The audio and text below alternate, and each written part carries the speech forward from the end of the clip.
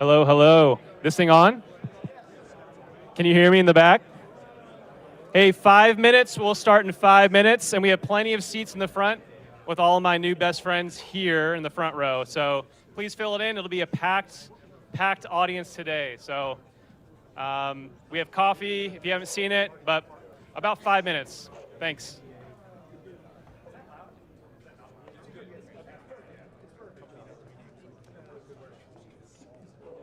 And also on the 8th floor, if you don't want to meet new friends and get really, really cuddly, on the 8th floor, we're also live streaming this event. So let us know if you don't know where the 8th floor is. But 8th floor, head right on back where the military flags are, and this should be live streamed on the screens up there.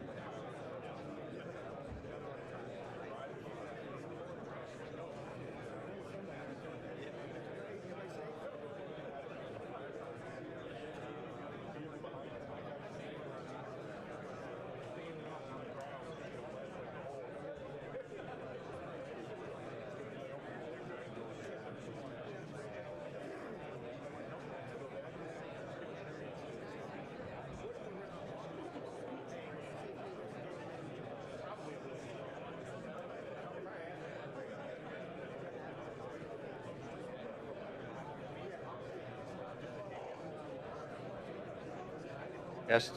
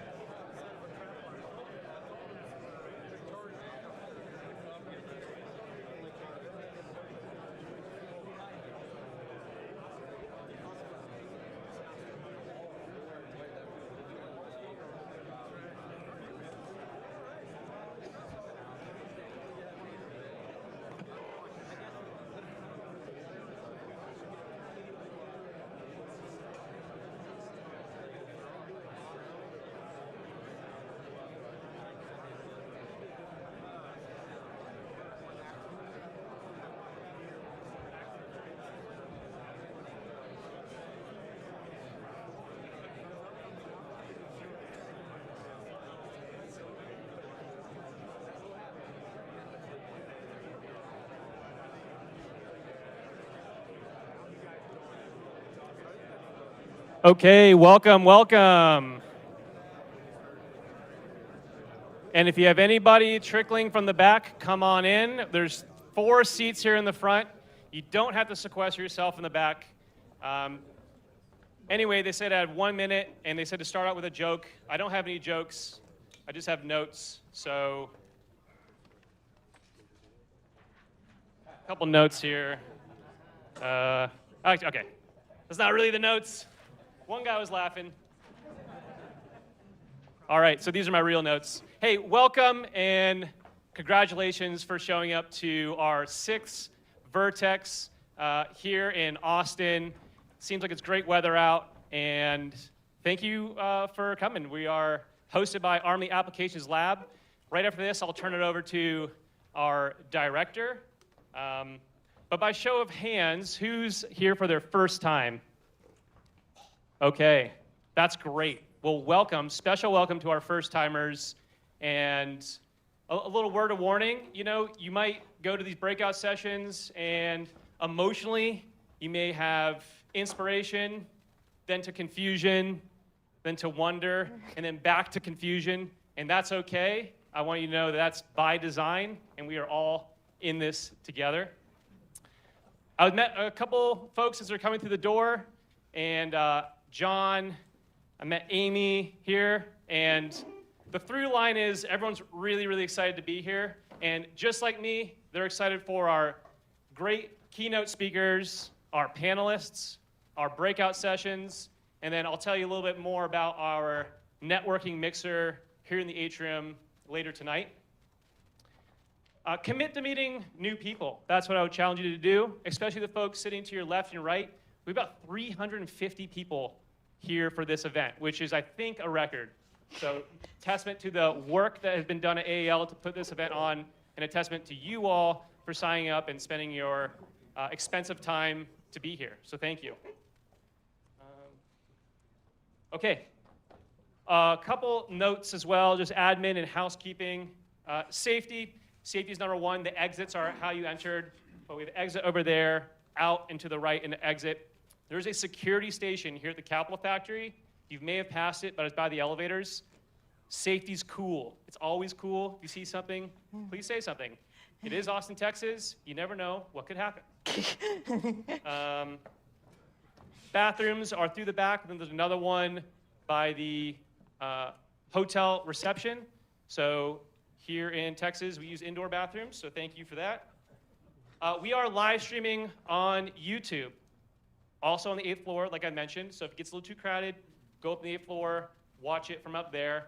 That being said, what does it mean if we're broadcasting out to the world? Yeah, unclassified. So let's make sure our discussion, our questions, and our responses remain in that sort of domain. It's very cool to tell people that I can't tell you, that's classified. So use that. We want you to lean into that. I know I do all the time to impress people. They don't tell me anything. Okay. Cool. Well, without further ado, she's our leader, she's our inspiration, and more importantly, she actually knows what the heck we're all doing here today. It is the director of the Army Applications Lab, Dr. Casey Purley. Thank you. Good morning, everybody. I love the energy. Welcome to VERTEX Air Ground Littoral. We are so excited that you took time out of your busy schedules to come and participate. I am thrilled to see so many new faces and so many different organizations represented here. We're also really fortunate to have a wide variety of stakeholders from across the military here, including 1st Armored Division, 1st Infantry Division, 3rd Infantry Division, 4th Infantry Division, 10th Special Forces Group, the Air Missile Defense and Long Range Precision Fires Cross-Functional Team, our Fire Center of Excellence, our Aviation Capability Development Integration Directorate, our Aviation Missile Center, and many others. The mission of the Army Applications Lab is to expand the Army's access to our civil innovation base. So all those military units I mentioned, with all of you who have great technology and commercial businesses. The innovative potential of industry and academia is a strategic advantage for the US and our allies over near-peer competitors like Russia and China. but we recognize that we can't do it the same way that we did 60 years ago. Over 60 years ago, about 2/3 of research and development spending in the United States was funded by the government. Today, it is less than 20% and declining. Commercial industry is increasingly leading the way in technology the military needs, from AI to robotics. And that means we need to work with companies that the DoD hasn't historically, and we need the incentive structure to be right for you guys to want to work with us. We know it's hard to do business with the DoD. Even just figuring out who to talk to about opportunities can be a challenge. I mean, you can even be a company already on contract and struggle to figure out how to get paid or to navigate certification and authorities' approval processes. So improving companies' experience is part of AAL's mission, but we're really doing that in service of a higher goal, which is to get the best technologies in the hands of warfighters faster. So at Vertex, we talk about problems and solutions. Soldiers, requirements writers, so these are the people that write down what specifications a capability needs to have for the Army to buy it. Companies who all can solve different parts of the problem. We get in a room and we talk to each other, along with the acquisition teams who would ultimately field the technologies. Out of these discussions can come the realization that the solution might be radically different than what the Army thought it would be, or that we could even be trying to solve the wrong problem altogether. A requirements writer might discover that they were writing a requirement for X when it should have been for Y. A company might realize they were offering the Army A when it really should have been B or A plus B. But we can't figure that out with any kind of speed if we're communicating with each other through sam.gov. So you've got to get all the people with the right perspectives in the same circle. And that's why we're here today. In May, AAL went out to Fort Carson. And we talked with 30 soldiers from 4th Infantry Division, 10th Mountain Division, 1st Armored Division, 3rd Infantry Division, 82nd, 101st, the National and Joint Readiness Training Centers. And they all shared their experience with the counter-drone fight in the Middle East and experimenting with drone technologies during training center rotations. Those experiences and the lessons that we're learning from the wars in Ukraine and the Middle East have shaped our panels, our keynotes, and the use cases we'll be discussing this afternoon. 13 of those soldiers from that event at Fort Carson are here today, and you'll be able to hear from them in the breakout sessions and our soldier panel that closes out day one. So why did we choose to focus on air-ground littoral for this Vertex event? First, I should probably define what it is. It's the first few thousand feet of air above the ground. Historically, when we have asked our ground forces commanders to think and plan, we ask them to think mostly in 2 dimensions. And when they've thought about that airspace, it's largely been deconflicting artillery and helicopters. As recent wars have shown, the air-ground littoral is now much more complex and important. The rapid technological shift in drones, electronic countermeasures, and counter-UAS protection systems has drastic implications for how the Army will fight in the future, and has really expanded the problem set facing our troops. In December, General Rainey, AFC's commanding general, and Dr. Greer, our first keynote speaker, published an article about the air-ground littoral. It highlights the technical challenges of the space, ranging from airspace deconfliction to rapid small UAS production with domestic supply chains. It also highlights that the Army needs more than material solutions to adapt. We might need changes across doctrine, organization, and training, to name a few, in order to be successful. Now, before I turn it over to Dr. Greer, I want to leave you with some of the results of our last couple of Vertexes. Last year, the same time, 2023, we hosted Vertex Robotics. Much like today, representatives from across the Army, government, and industry gathered here in Voltron. And that Vertex Robotic event, it was informed by an Army Innovation Network event at Fort Liberty. We worked with the Next Generation Combat Vehicle Cross-Functional Team, the Ground Vehicle Systems Center, and others to develop the use cases our breakout sessions would cover. Based on the information we learned from industry during Vertex Robotics, we released a solicitation on remote breaching. By the end of January, we had 7 companies on contract and kicked off the project at Fort Liberty in North Carolina. Not only were our requirements writers better informed in stating the problem, when the proposals came in, we had a much deeper understanding of what was available in the market so that we could identify what that real cutting-edge technology was for our soldiers. Recently, we had a down selection. 3 of those 7 companies are going to move on to a min-viable product build that will kick off at the end of July. Another solicitation informed by that event on terrain shaping, far in front, like 150 kilometers in front of that forward line of troops, is on a similar schedule and will kick off its minimum viable product build in September. In December, we hosted VERTEX Armored Formations. It too was informed by an Army Innovation Network event, this time at Fort Cavazos, where we worked with members of that next generation combat vehicle cross-functional team, PEO, Program Executive Office, Ground Combat Systems, and others to develop those use cases in breakout sessions. Based on the information we learned, we released a solicitation on autonomous bridging, which is currently in contracting. And we can't wait to start working with the 497th Multi-Role Bridging Company and the rest of the engineer community on solving that challenging problem set. So VERTEX is just one part of continuing efforts at AAL to help bridge the valley of death for the companies and make it easier for government and industry to talk and have meaningful dialogue and collaboration. So to the Army and government folks here, I'm hoping you all continue support working with AAL, bringing us your problems, and helping us work with you to create solutions. To the people from industry, thank you for bringing your perspectives and your innovations. We're excited to learn more and gain insights that will help inform how the Army solves some of its most difficult challenges. And I hope that over the next 2 days you meet and connect with each other, because some of the most interesting solutions come from the most unexpected challenges. I now have the honor of introducing our first keynote speaker.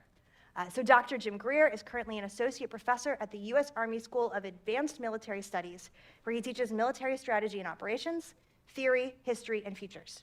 He's also the lead for the Future Operational Environment course in the Advanced Military Studies program. Dr. Greer is a graduate of the U.S. Military Academy and holds multiple advanced degrees, including ones from the National War College and the School of Advanced Military Studies. As a former cavalry officer, Dr. Greer spent 30 years in the Army and has commanded at all levels, from platoon to brigade, and is a veteran of 6 combat tours. In December, he and General Rainey co-authored that article on the air-ground littoral in Armyation magazine, which makes him the absolute perfect person to open this event. So please join me in welcoming Dr. Greer. Thanks, Casey. Thank you so much. Appreciate it.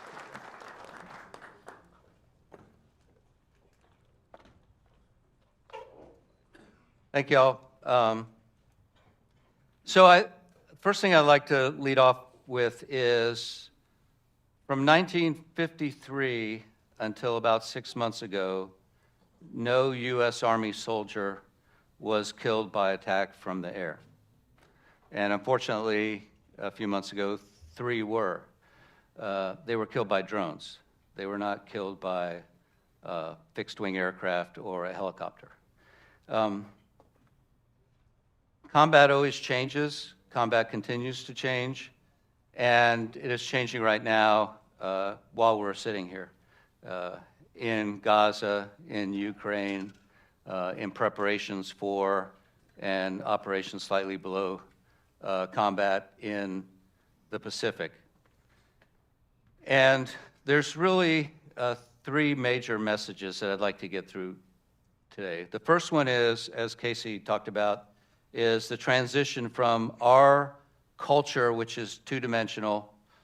When I say our, I mean U.S. Army culture, which is 2-dimensional, to a 3-dimensional fight. That's the first thing. The second thing is that war in the air is changing from the few against the few, in other words, the few attackers against the few defenders, to the many against the many. And that's change is pervasive, and we'll talk about it as we go through here. And the third point is the dynamic rate of change. And it is changing very, very quickly, which is why efforts like this and AAL are so important for our Army and our Joint Force to be able to not just keep pace with the change, but actually anticipate and get ahead of the change. So those are the 3 big points today. What I'm going to talk about really are my insights from large-scale combat operations in Ukraine.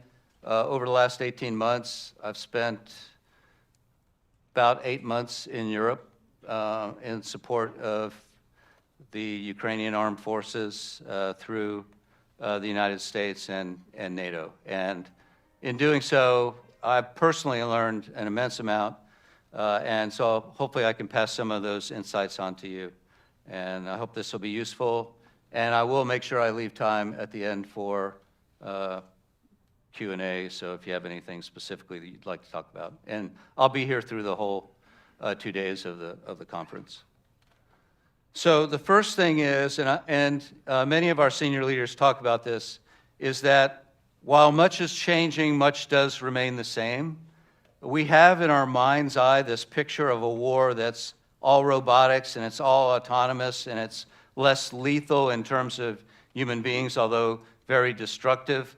But we're not there yet. We're in this middle ground right now where robotics and autonomous systems are just emerging and taking their place, and they do so more and more each month of the conflict. But things like artillery and tanks and infantry and logistics remain right now the main operations and the main effort. So we're in that middle ground kind of between World War II and this notional idea of the future. And I think we always need to put that in context. So my message is not that drones have taken over combat at all, but rather that for the ground force and the joint force, that it's increasingly becoming more challenging, more combined in the combined arms sense, and more complex for leaders and servicemen and women at every level and across every warfighting function. And you can see that in everything that happens, again, both in Gaza and in Ukraine. The other thing I would say is that warfare has always been very hybrid, in a mix of regular and irregular, in a mix of foreign fighters, whether they're the Hessians that the Brits brought to fight here in the United States during the revolution, or foreign fighters that are on both sides today in the Ukraine. So that hybrid nature offers challenges for all of us, because the solutions that we come up with, the .mil-PF that we use, can't work just for U.S. Army Special Forces, and it can't work just for the conventional force or the conventional Air Force or Navy. But it also has to work with our allies and our partners, so interoperability is so important. It also has to be something that we can train not necessarily our National Guard, but somebody else's National Guard on, or their irregular forces that they bring in. And so our solutions have to be both horizontally and vertically interoperable, and as relatively easy to use and as easy to integrate into existing organizations and structures and processes as possible. A one-off solution that only works for U.S. Army conventional forces or special forces in the long run is not of that much use. It has to work with our allies and our partners, and it has to work across that hybrid spectrum. So I think pretty much everybody is familiar with this idea of the increasingly transparent battlefield. And it becomes more and more saturated with sensors of every single type that you can possibly imagine. And then you throw on the social media and the World Wide Web and what we call OSINT, open source intelligence. And it becomes very, very difficult to hide, very, very difficult to prevent yourself from being acquired or targeted, et cetera. And so in the warfight, the forces are adapting to that, and they're trying a number of different ways to adapt to that, in large measure because they're forced to, because if they are seen with the precision weapons systems that exist and the ubiquitous nature of that sensor-to-shooter connection, they're going to be targeted and hit and destroyed or killed. So, one of the things that we see increasingly is hyperactivity or fast transients to try to get from one place to another as rapidly as possible, so that even if you're seen, perhaps the enemy won't have the opportunity to react and take you out. So that's the reason, for example, that you've seen the addition of the racing drones. One of the advantages that a drone has that's moving 120 miles an hour is it's far more survivable than one that's moving 20 miles an hour. And so they've become increasingly prevalent across the force. And it's a survivability thing, not just an attack thing. So, speed matters. Speed is not perfect protection, but it increases your protection. The next reaction is the no man's land kind of one, where, if we stay out of this space right here, we're going to be okay. So right now, and again, I am focusing on the UAS thing. Most of the UASs that are out there, their range really is only about 10 kilometers. It's not that far. A small quadcopter with a limited battery, counting that you've got to back off a certain distance in order to be protected yourself if you're operating it, means that you really can only go effectively 10 to 15 kilometers forward of the forward line of own troops. And the same is true for the enemy. So you've got this space there that's about 20 kilometers wide that's really that highly lethal zone. And so to a certain extent, that ends up being a no man's land. Stay out of that area for as long as possible and don't go in there until you absolutely have to. And of course, at some point, if you're engaged in combat, you do absolutely have to. If you're going to take terrain, obviously you have to go in there. If you're going to recover somebody who was wounded, you have to go in there. But there is increasingly this no man's land that people stay out of. That is going to expand as batteries improve, as airframes improve, et cetera, it's going to expand. It's roughly 20 kilometers now. Soon it'll be 30 and 40, et cetera. It's just going to keep expanding because of the lethality in that space. And oh, by the way, that's also the range that the predominant numbers of artillery can actually engage into, because it's still largely a tube artillery fight, guided by targeting that's provided by drones or other means. And so that's that big lethal area. There's also the empty battlefield, and you see this in certain places along the roughly 800-kilometer line of contact, where just nobody's there, and on either side, and they just stay out of there. And so, we talk about the increasingly empty battlefield where people are not there or they're underground. See this obviously a lot in Gaza. And so that's another way. And then the fourth is to try to hide in plain sight, to try to take advantage of the clutter, particularly in urban areas, and to be there but to not be seen, to blend in. One of the things that the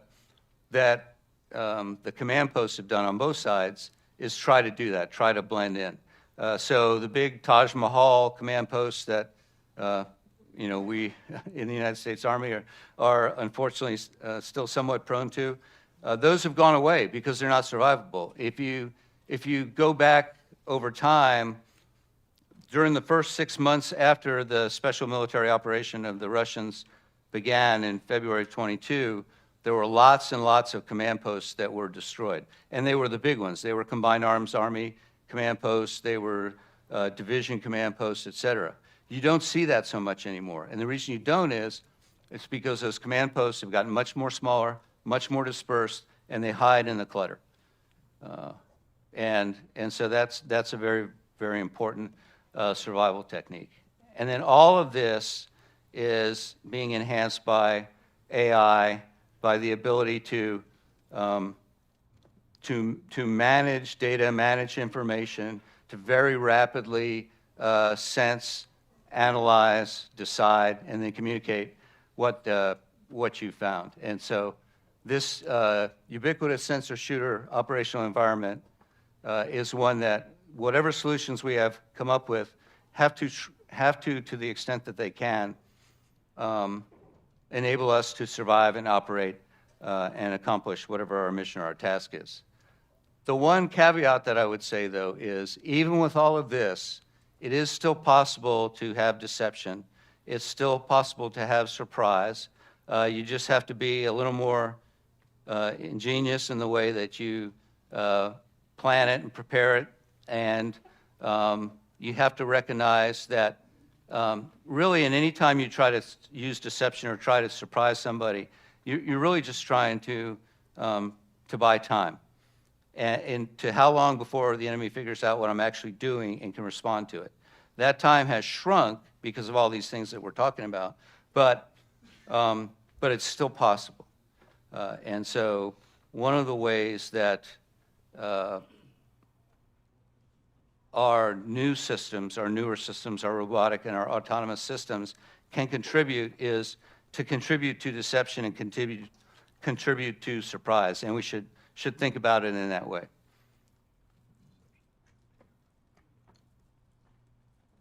Okay. So the next thing is there is an absolute primacy of electronic warfare. And that's driven by a number of things. The first thing is for the U.S. and our allies who are providing a significant number of systems, obviously, and munitions to the Ukrainians, it's all driven by precision, and our precision is all driven by PNT. And so position, navigation, timing. And so the Russians have fielded as much capability as possible to throw that off through electronic warfare, to make our precision weapons less precise. And caveat, everything that I'm saying here is open source. It's available on the internet. I'm not saying anything that's classified. And so that's one area that electronic warfare is coming more and more to the fore. And any of our opponents are going to try to defeat our precision weapons. And one of the major ways to do that is through electronic warfare. The second thing, of course, is the whole counter-UAS fight. And because UAS, the overwhelming majority, but not all of them, are controlled through radio means. There's a few wire-guided attempts. It's not mature yet. And so they're vulnerable to electronic warfare. And so that's the primary means, really, of countering UAS. Now, there's a whole bunch of other ways. UAS can ram another one. Obviously, you can shoot them down. There's other ways. But the prevailing way right now is through electronic warfare.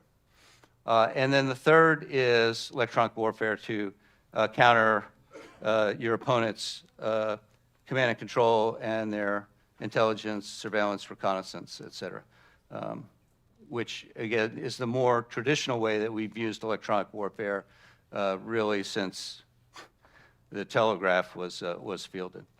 And so those are the three primary drivers of electronic warfare. And what there's been is just this huge proliferation of electronic warfare across the front. So, and I've kind of drawn it up there. At the lowest level, you want to survive those small UAS attacks. And that means that if you're in a trench, you need a jammer so that the UAS can't hit you. If you're in a vehicle, not too dissimilar from the Duke systems and systems that we fielded to counter IEDs in Iraq and Afghanistan, you need a jammer that's going to throw off that FPV, because if it misses you by 3 meters, you're good to go. And so you need that local jammer, and then you need the man-portable ones for your infantry squads and whatever. And so that's that kind of lowest level. But at the same time, that kind of next level jammers are the bigger counter-UAS ones that are going after the larger systems. So you've got your small FPV drones and your little quadcopters that are very localized and the lowest tactical level. And then you've got the next layer that are the ones that can go a little bit deeper. They're primarily used for ISR that are maybe targeting, et cetera. And so you need electronic warfare to throw those off. And then you need your big high-powered GPS jammer kinds of things. So you have this layered effect of electronic warfare that's across the force. And so it seems kind of paradoxical, because you've got this, we're talking about the lethality and the attacks so often with the UASs and everything, but what it's really driven is a necessity for protection. And protection is kind of the most important warfighting function that there is right now. And protection hinges first on electronic warfare. And so, of course, there's, just like with tanks, there's this lethality versus protection. They make a bigger gun, we put better armor. Then they come up with a different kind of round that can pierce the armor, and then we add reactive protective armor, and then they come up with an ATGM, and then we come up with active protective system, and they come up with top attack, and it just keeps going like that. And the exact same thing is occurring in the three-dimensional battle space, but one of the core pieces of that is this electronic warfare fight. So better electronic warfare, now the UAS needs better EW hardening or some way to work around it, which means then, okay, now we come up with a new kind of electronic warfare, and then we have to come up with a different way to counter that. And so you've got that coevolution thing going on at the same time. But electronic warfare, you can't overcome the primacy of it. And if you can't win this fight, the rest of the fights don't matter. All right, so the air littoral, which is kind of the focus of the whole conference here. The traditional airspace really was basically everything from the ground up. And we had in our joint force, we had a line basically where we said, okay, the joint force air component commander, who's running all of the air forces that are there, they own everything above this line, and the Army Ground Forces own below that line. And really the only reason we own below that line was so that our helicopters would be able to move around in that lower space and not have to be basically programmed and run by the Joint Force Air Component Commander all the time. But other than that, really, the airspace was the airspace. And remember what I said was very few airframes versus very few Patriots or S-300s or whatever the air defense system was. So, if you take the total number of Russian sorties that are conducted a day, which, again, in open source is probably in the 100 to 150 range. And then you take that across, again, this 800-kilometer front, most of the time you're not going to see an aircraft. I mean, you're just not going to see one. And when you do, there's behind you 1 or 2 air defense systems to go after that aircraft. And even in one of the really contested places, think Bakhmut last year, there might be 10, 12 sorties of Russian aircraft that are attacking it. That's not very many. This year, both sides are going to put into the field over 1 million drones. Drones are there all the time, 24/7, over your position. And at any one time, if you were to look up in the sky, you'd see 8, 10, 12 of these things. And and they're all going different directions. They're all doing different things. You're trying to figure out if they're enemy or friendly. And so we've gone, and there's all these systems in to take those down. So we've gone from the few versus the few to the many versus the many. Most of the drones operate at very low levels. All of the FPVs, all of the quadcopters, et cetera, they're all line of sight. And they don't go up high, one, because they really don't have capability, and two, they wouldn't be able to do anything when they were up there. So they're all in this lower space here, 2,000 or 3,000 feet above the ground, and it's just saturated with these things, and they're there. At the same time, if we think in terms of us, but also the Ukrainians or the Russians, you still have a few helicopters or airplanes that are staying low to try to not get shot down that are moving through that space. So you do have this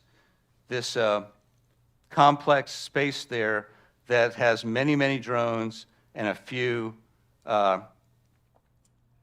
either fixed wing or helicopter things. Above that, there's a space that the Air Force calls the air littoral, so we kind of call ours air-ground littoral, that lower space. And that's the one that has the bigger drones, again, still many, far more than you'd see fixed wing or helicopters, and then you've got a few of those. And then once you get up above about 6,000 feet AGL, then it's the more traditional airspace that we would think of in terms of if we thought about air operations in Desert Storm or in Iraq or Afghanistan during the counterinsurgency, et cetera. But this dynamic of the air-ground littoral has really changed everything because, again, if you were a company commander, a tank company commander, or infantry or battery commander in field artillery, this is the way you were taught, and this is the way you grew up. And if you go to one of our schools, this is the way you think. But now all of a sudden, there's all of this up there, and it's all going on all the time, and you have to integrate it in, you have to account for it, and it's part and parcel of the fight. And oh, by the way, it's not just the combat forces, because the way we think of combat is you're in a relatively protected area, and then you move for assembly area, and then you move forward from there into an attack position or an assault position where you're behind that next, that last covered and concealed place, maybe the last ridge, and then you cross over that and you go into combat. And if you're back here, if you're a command post or if you're a logistics node or you're a communications node or whatever, you're relatively safe. That's the way that we think of combat. That is not the way it is anymore. If you're back here, because of the UASs, you are just as much at risk as that infantry that's forward. And so what that means is if you're fixing the tanks or the Bradleys that are broke or whatever, or you're stacking up ammunition or whatever you happen to be doing, you have to think of the three-dimensional fight. What we call a log pack, a set of 6 or 8 trucks that's bringing fuel and ammo forward to a unit has to think in terms of a three-dimensional fight. Nobody is immune from it. Everybody has to think about it. And the implications for that are huge because we don't teach that in any of our schools. It's very difficult for us to incorporate it into training. Our National Training Center and Joint Readiness Training Center, I think, are doing the best that they can right now with what's available to try to recreate that three-dimensional fight.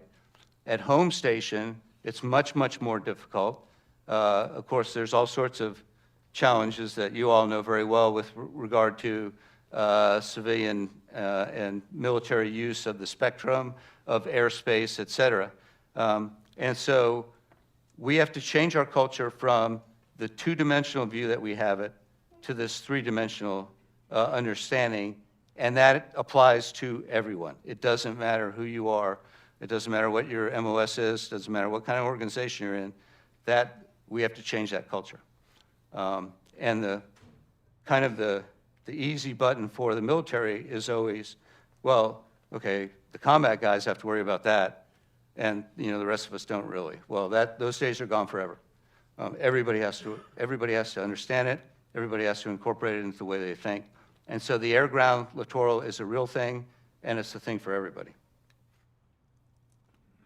So this lower tactical 3D fight, if you think of the full range of air operations that a Joint Force Air Component Commander has to integrate into an air campaign, if you are a battalion or a brigade or a company in the fight today, you have to do all of those things. And our UASs are performing all of those tasks. So what are those? So one of those is reconnaissance. So the air component commander has to do reconnaissance. Obviously, we have reconnaissance drones of all short types, et cetera. And so regardless of what echelon you're at, company, battalion, brigade, division, et cetera, you've got this reconnaissance component. The next piece is, and again, in the air campaign, is offensive counter-air. That's going out and killing the enemy's aircraft. In this case, going out and killing the enemy's UASs. So, and you all have seen videos of a UAS that rams another UAS. That's offensive counter-air. Eventually, we'll get to the point that we have UASs that can jam other UASs. That's not that far off. Or that can shoot something at other UASs. We've experimented with things that have nets that can grab them, whatever. That's all offensive counter-air. Then you have defensive counter-air, and that might be finding the enemy's UAS operator and killing them with indirect fire or with your own drone or whatever. That's defensive counter-air. Or electronic warfare, again, is defensive counter-air. Then you have the actual strike. That's where I'm going out to kill something. So I'm using an FPV to go out, if you're Ukrainian, kill a Russian artillery piece. That's a strike thing. Then you have close air support. So close air support is, right there at the forward line of troops in support of your attack or whatever. So that might be a quadcopter that's dropping ammunition onto that trench that I'm getting ready to assault. So you've got close air support. So this full range of air tasks that are embedded into an air campaign that right now are planned and coordinated and directed by the Joint Force Air Component Commander at the 2 or 3 star level with a staff, or the Army provides a battlefield coordination detachment to do that integrated planning with the air component. All that is done there in a very short period of time. And right now, if you're in Ukraine, is done at the company level, at the battalion level, at the brigade level. And all of that is added on to, and you see the little tanks and Bradleys there, that's added on to all the things that we already do in combined arms. So all the things that we do in combined arms have not gone away. You still have to integrate fire and movement. You still have to do indirect fire. You still have to do your logistics. You still have to do your command and control. You still have to integrate your mortars with your artillery, et cetera. So everything that's in the combined arms still has to happen. What we've done is we've just overlaid all of this on top of it. For staffs that are not designed to do that, with personnel who are not trained to do that or educated to do that, with processes that are not yet in place to be able to do that. And so that's why you see so much experimentation with machine learning, with AI, to try to reduce this burden at the tactical level. Because the other thing is battle management. And we have systems that are in place to do battle management in that 2-dimensional space, and they're very good. We've been using them for years and years. But we don't have any of the systems that are necessary for battle management in a 3-dimensional space, and we have to generate that. So it's not just about fielding more UASs, it's actually about the full .mil PF that are necessary to integrate those into the combined arms and the counter to those into the combined arms, and then be able to orchestrate all of that through plan, prepare, coordinate, execute, assess. So the next thing that I wanted to mention was the adaptation and the dynamic nature of what's going on. So if you start with the February 22 major invasion for the special military operation, and you go forward to today, about every 4 months, there's a new generation of UASs. About every 4 months. And so the generations are adapting in terms of their range, their endurance, their electronic warfare hardening, the degree of autonomy that they have, the command and control that they're using, their ability to go from day only to 24-hour limited visibility operations, the types of munitions that they can apply, or capabilities really that they can apply, their ability to be autonomous at certain points during their operations, et cetera. So all of this is changing very dynamically about every 4 months. And as Casey alluded to, that's why places like AAL exists, because we have to be able to keep up with that change, anticipate the next change, get in front of the next change. Otherwise, we're going to be the weaker foe in this fight. If we can't out-adapt and out-change, then we will be at a significant deficiency. And the challenge, of course, that we have is because our force is so large, we have to be able to do it at scale. So, you know, it's one thing if you're in Gaza and you only need 5 of these things because you're using them for one specific purpose. It's another thing to be able to field it across 19 divisions, 4 corps, and then, of course, the joint force. So we have to be able to not only be dynamic in terms of keeping up with the pace of change, but we also have to be able to do it at scale. And that is a significant challenge, obviously. All right. Again, going back to the protection piece, for our forces, and again, the Ukrainians or the Russians or whoever, there's this philosophy called the protection onion. And some of you are probably familiar with that. So if you think of an onion and it's got, you know, the layers all the way out. So in the very outer layer, it's don't get seen at all, right? Don't be sensed by the enemy. So what can you do to avoid that happening? And so that might be, John Antal talks about masking. You know, masking is part of the way to do that.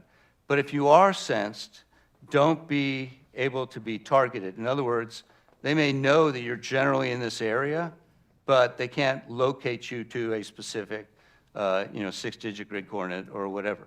And then they can't get the targeting data on you of what exactly are you, so that they know what kind of munition to use against you or capability to use against you. And then if you are targeted, don't be attacked. And that gets back into the speed piece that I was talking about, things like that.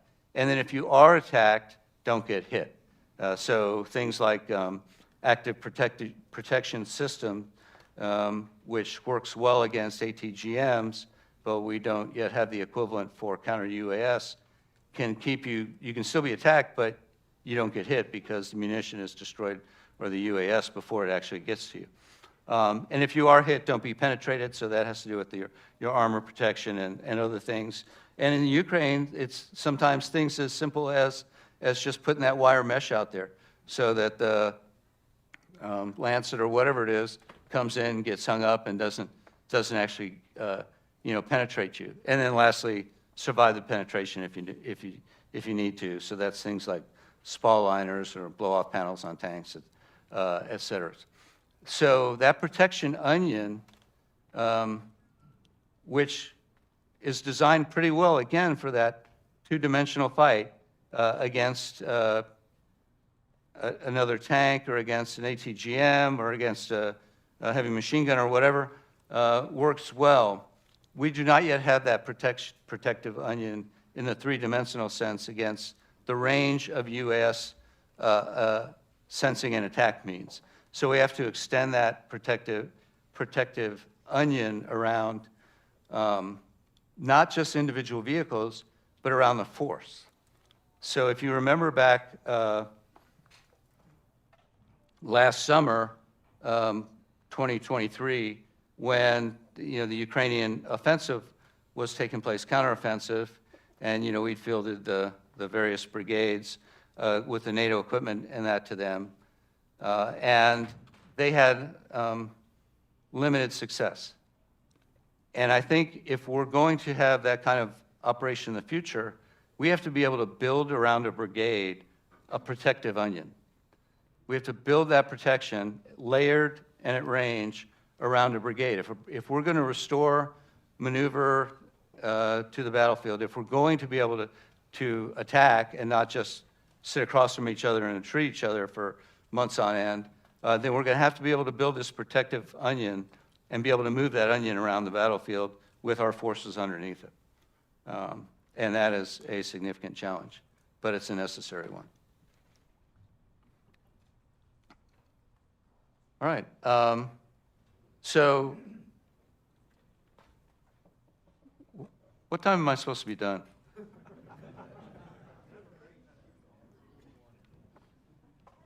10 minutes? Okay, great. So anyway, I'll open it up to any questions, and I'll try to answer to the best of my ability. So, yes, sir. Hey, just so, because we are streaming, we have folks walking around with a microphone, so we'll ask into the mic, and then Dr. Guru can respond. Thank you. Hey, Dr. Greer, Jason Davis with Shield AI. You talked about the challenge of fielding something or implementing something at scale. Why not redefine the scale? Because we don't necessarily need, as an Army, all million soldiers with X capabilities. So could you start with a brigade, a division, a corps to field that or try it instead of trying to say, well, letting the moonshot keep you from going into low Earth orbit, I guess is the way to put it. So. Yeah, no, I mean, I'm absolutely a proponent of, the fail early, fail often type of learning and experimentation with small groups. Traditionally, our Army has always had experimentation forces, and we do need that. And so, things like, Project Convergence and other experimental things, absolutely. And I would, I'm a proponent of, each, and to the extent they can, they're doing this already. Divisions experimenting with things, Army Futures Command experimenting with things, and then that cross-populates, obviously, private industry experimenting with various things and trying to bring those together. And we should find out what works, and we should try to find out what works and what doesn't work as rapidly as possible and as often as possible. But at some point, you have to be prepared for the big fight, and that means at some point you have to be able to scale up whatever it is. And so, maybe some of the solutions are you come up with a set of UAS airframes, for want of a better term, that have a certain amount of range, duration, time on station, and speed that are somewhat generic, and then you just hang anything on them that you need to, and the art and the science is what do you put on it for what you're doing with it. And because then maybe you can scale that up. But yeah, we obviously can't field a whole Army's worth of stuff and then 4 months later do it again. What we have to be able to do is keep pace with the dynamic nature, the changing character of combat, and then when we need to scale up, be able to scale up very rapidly. And when I say scale up, that's a .mil-PF thing, because it's not just, fielding 1 million munitions out there. There's the training that's associated with that. How do you integrate that into the combined arms? All those kinds of things. And it's very, very difficult. And I acknowledge it's very difficult, but it's a challenge that we have to solve. Yes, sir. Jim, thanks so much for the comments and pulling together what I think a lot of us have been thinking about over the last year plus. And thanks to Colonel Antal, I'm Colonel Brian Cook, retired. You said if we don't win this fight, that no other fight matters. Right. And I think at the levels of war, when you said that, can you describe what that fight is? Is it what you were just talking about, innovation at scale? Or is it somehow inducing this air-ground littoral solution writ large into the Army? Yeah, so what I was specifically talking about at that point was the electronic warfare fight. Because we think in terms of warfighting functions. And so, I'm sure everybody pretty much knows this, but you got the maneuver function, you got the fires function, got the protection function, logistics function, command and control function, and intelligence function. So those are the 6 functions. And then they each have sub-functions. So one of the sub-functions for the protection function is the electronic warfare function. Now, electronic warfare has both a electronic support defense piece, and that's kind of what I'm talking about. And then there's also electronic warfare attack that you use for countering the UASs or counter command and control, counter ISR. For decades, we have minimized the role of the electronic warfare function within the protect function because we didn't need to. The whole counterinsurgency, 2 decades, our opponents, they didn't have that capability. We used electronic warfare in the protect mode to protect against IEDs. Other than that, we didn't worry about it because they had no jammers and they didn't have, until the very end, any UASs or anything like that. But that dynamic has changed. So our potential enemies today, whether that's the Houthis, Russians, Chinese, Iran, North Korea, they are investing in the kinds of capabilities that if we don't have sufficient electronic warfare, both defense and attack, that we won't be able to execute the other functions. We just won't be able to. And so in this highly lethal battle space with that ubiquitous sensor to shooter linkage, plus this range of just the mass of 3-dimensional warfighting that's going on, protection, which was a backwater function, has moved to the fore. If you can't protect your command post will be destroyed, and then it doesn't matter that all of your majors graduated from SAMs. It won't matter.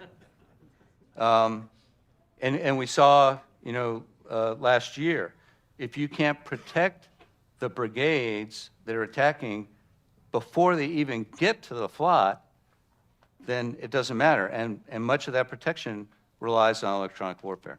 So what I was speaking about was in terms of the warfighting functions, my opinion, my observation based on what's going on now is that protect is the preeminent warfighting function, and then the sub-function of protect that is preeminent is electronic warfare, which means survivability in terms of digging in and counter mobility and all those other protect things, and nuclear, biological, chemical. They're all still important, but the electronic warfare is the one that's the most important. And that was the point I was making. Now, I would absolutely agree. We have to win the innovation fight. There's all sorts of ones that we have to win. I'm just speaking in terms of because tactics scale up to operations and operations scale up to strategy. And so at the tactical level, you have to be able to protect yourself, which means you have to win the electronic warfare fight so that the results of that scale up to create those operational, those campaign level effects for that major offensive that you're doing or defensive that you're doing, which then in turn affects your strategy and your ability to accomplish your national or coalition goals. That's my point. Yeah. Yes, sir. Dr. Greer, Brian Cattle, radar designer. You mentioned the continuing role and opportunity to create surprise seemed like maybe you had something specific in mind when you were alluding to that. I'm just curious, it struck me as you said that you're almost taking that three-dimensional space, and when you maybe create a temporary pocket of diversion or opportunity there, you're almost extending it also into the time dimension. Just curious if you could elaborate on that. What role does surprise have going forward in this crazy environment? Yeah, so if you think about the platoon level fight, I mean, kind of the lowest level that there is.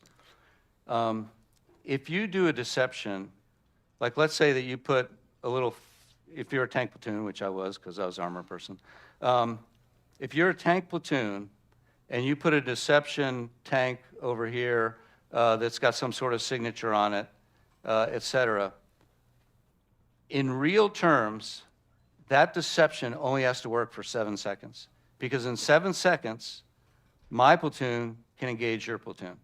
In 7 seconds, I can kill you. So I only need to buy 7 seconds. Now you bounce up to company, and you probably need to buy a minute or two. You bounce up to battalion, you probably need to buy 10 minutes to change something. If a battalion commander wants to reorient a company or do something, or they've got a counterattack planned, there's a certain amount of time. And so, and the higher you go, the longer you have to buy. If you're doing the Normandy invasion, they're trying to buy 2 months worth of time. They wanted the Germans to remain focused on Pas-de-Calais for 2 months, because that's how long it was going to take them to get the whole force ashore at Normandy. So surprise and deception is related directly to time. With the more ubiquitous sensors and that, the amount of time that you can hold that before they figure out what you're doing has shrunk, again, unless you can extend that protective onion out to take out those sensors and things. So you still see at the lowest tactical level where a couple of Ukrainian tanks will use masking and means to maybe get over here where they're not expected to attack from, and then they show a lot of stuff here, and then they attack from this way. So you can still do those kinds of things, but it's very limited and it's very local. You saw the bigger deception that had to do with Kherson versus Kharkiv, those two offensives in the fall of 2022. And even then, they weren't trying to buy too much time, but they were really, what they were trying to do, obviously a lot of times when you're doing deception, is trying to get the enemy to either freeze assets in place or move things from one place to another. And so you're still trying to do that. If you maybe want to get an artillery advantage in one place on the front, it takes just watching the Russians in terms of their movement on if you spend a lot of time on social media and you're watching, it takes them a couple of days to move from one place to another. So you have to buy a couple of days with your deception. And so that's my point is, deception, surprise are still a possibility, but the amount of time that you could buy shrinks because there are so many sensors, there's so many different ways that you or your opponent can figure out what's going on. That was my point.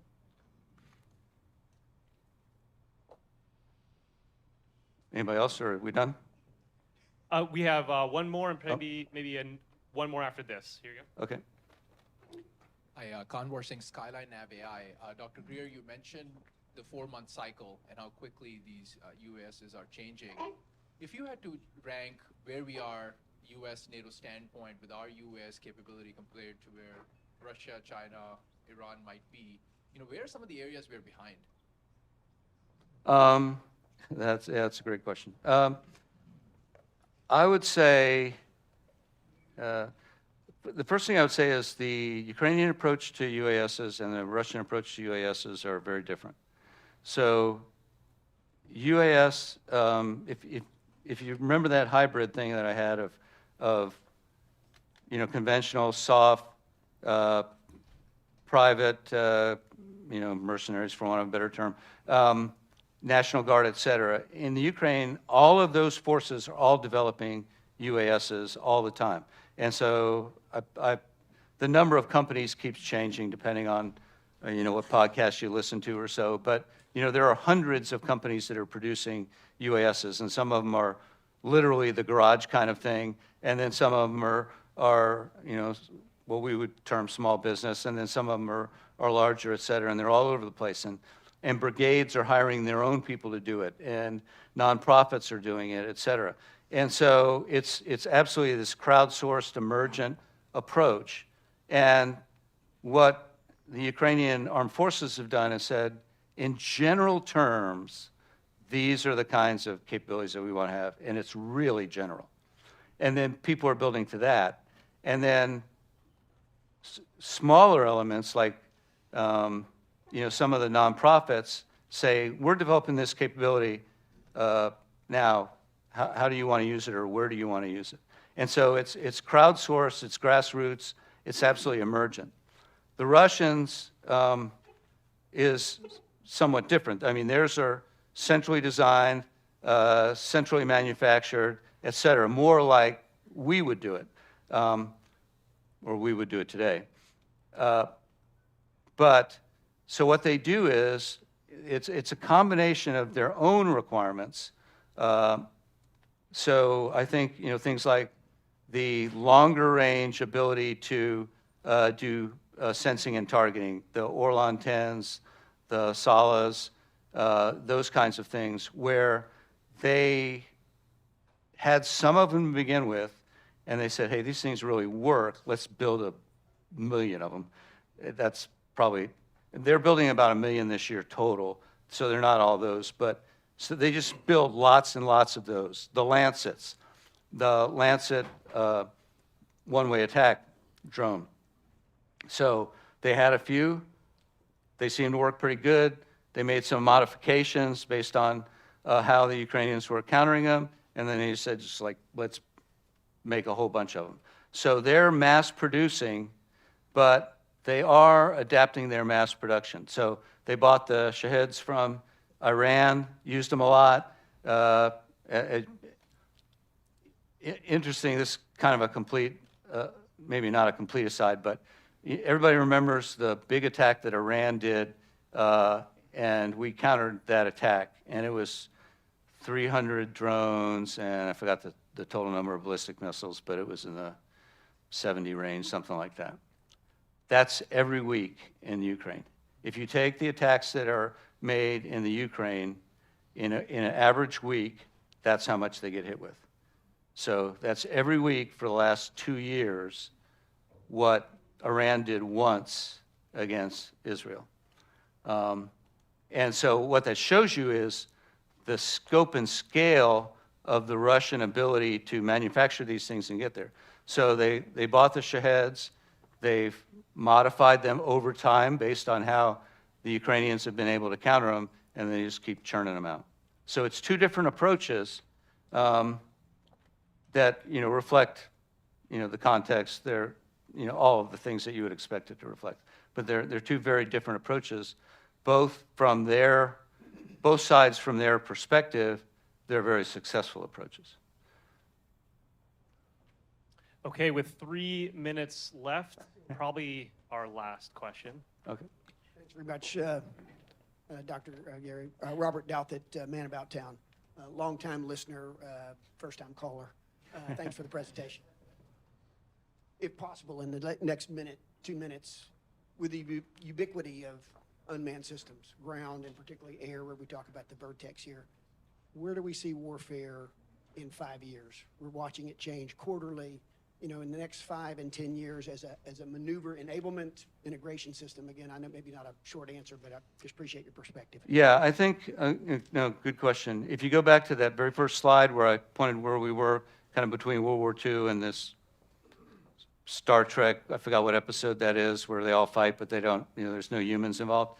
In 5 years, we won't be too far from where we are today in the sense that infantry and armor and artillery, in terms of delivering combat power, are still going to be the preeminent. I mean, the number one killer on the battlefield today is still artillery. But those UASs are going to become more ubiquitous.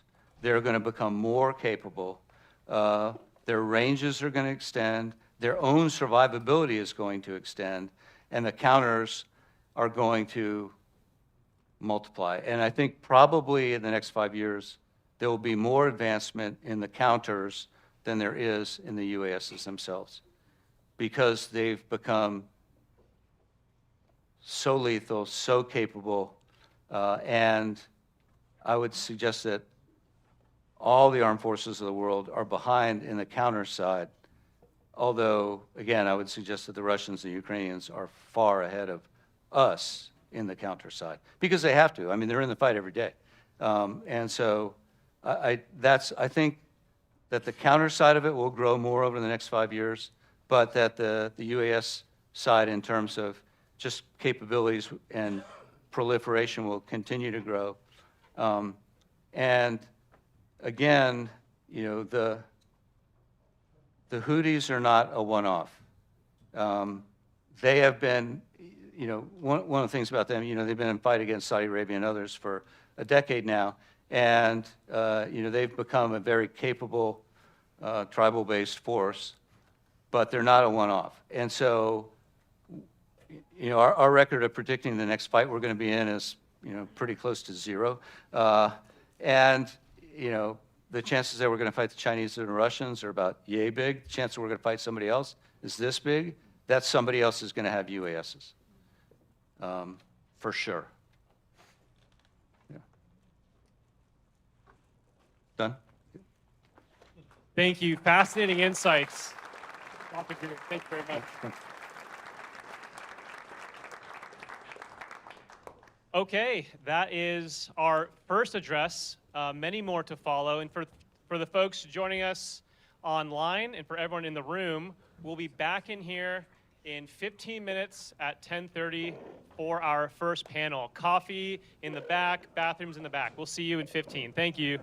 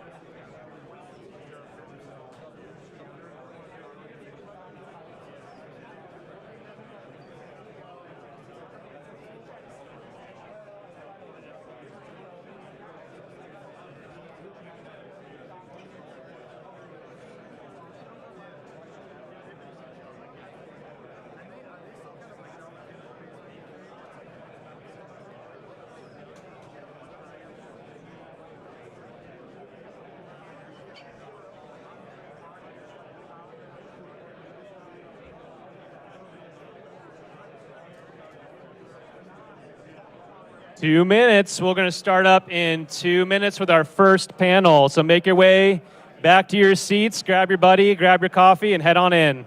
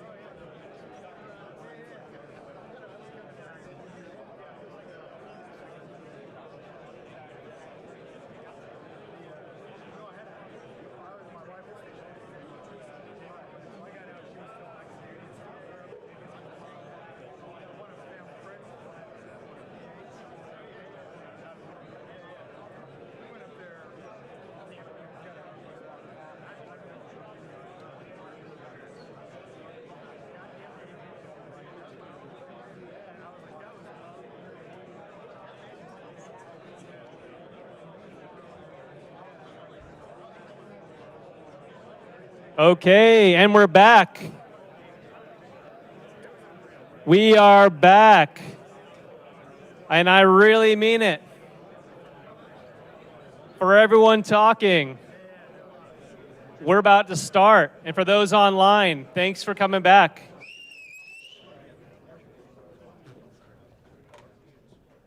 I'm a ventriloquist. No, that wasn't me. Okay, we're going to have our first panel, so I hope you're caffeinated, hydrated, and motivated for defending against small aerial drones. And it's my pleasure to introduce your moderator for our first panel, Mr. Kirby Thomas, Chief G3, representing Army Futures Command. Mr. Thomas. And he's going to clarify his actual role description. Thanks, Mr. Thomas. So theoretically, this is live. I think that's true. All right. So Chief of C5ISR, C5IEW, and Space for AFC G3. And I'm joined on stage here. I'll talk a little bit more about my role at AFC. Not that you guys came here to hear that at all. But with the team here, we've got Colonel Promotable Parker from Air and Missile Defense Cross-Functional Team. He is the director there. I also have, let's see, trying to make sure who's where. So Mike Hyatt from Epirus, right? And then Steve Simone from Allen Control Systems. Right, Allen Control Systems. So we can go ahead and take a seat if that's all right with you gentlemen, and we'll get started here. Dr. Greer, if you're still here, thank you. That was excellent. I was a little bit about going back to school, which was good, and it was also brought up a lot of memories because it might not appear that I'm that old, but I'm actually a Cold War era guy. So I played EW back in the 80s, and actually we just played, so it was a lot of fun. But so I've got, before we get started here, I've got some good news and some not so good news. The The not so good news is that I was told to open with a joke. I have a joke. I ran it past my wife, and she wasn't too sure. So I will not be talking about Rudolph the Red-Nosed Reindeer being knocked down over Spain, and therefore you'll not hear about unmanned aerial venison this morning. So we'll get to the real stuff, the reason you came here, but you've had your joke now, and everybody's relaxed. That's great. So again, my background is a lot of Intel and EW, more Intel, and that's why we have these experts on stage here. So I'm going to try to talk as little as possible, but with that, sir, Colonel Parker, you'd like to introduce yourself and let us know what you want to talk about. Absolutely, Kirby. And hey, thanks for AL for having us to this event. So, you know, the good news is Dr. Greer already covered my pitch, so he stole all my thunder, so I'm just going to defer all questions to him. But in all seriousness, I am Bill Parker. I am the director of the Air and Missile Defense Cross-Functional Team underneath Army Futures Command. And Counter Small UAS is one of our 5 signature modernization efforts that we have for the Army underneath the auspices of Air and Missile Defense. Now, that doesn't mean it's just an air and missile defense problem, and we'll talk about that a little more in a minute. But, you know, I came to AFC in this capacity in October, formerly the military deputy director for the Joint Counter Small UAS office. So this is a mission set I cannot seem to escape because it keeps stalking me. And I see a lot of familiar faces out in the crowd who probably share that thought with me. But look, you know, as you know, Dr. Greer eloquently laid out for everyone, this is a problem, or it could be an opportunity, right, within the air-ground littoral, and especially within large-scale combat operations in the future.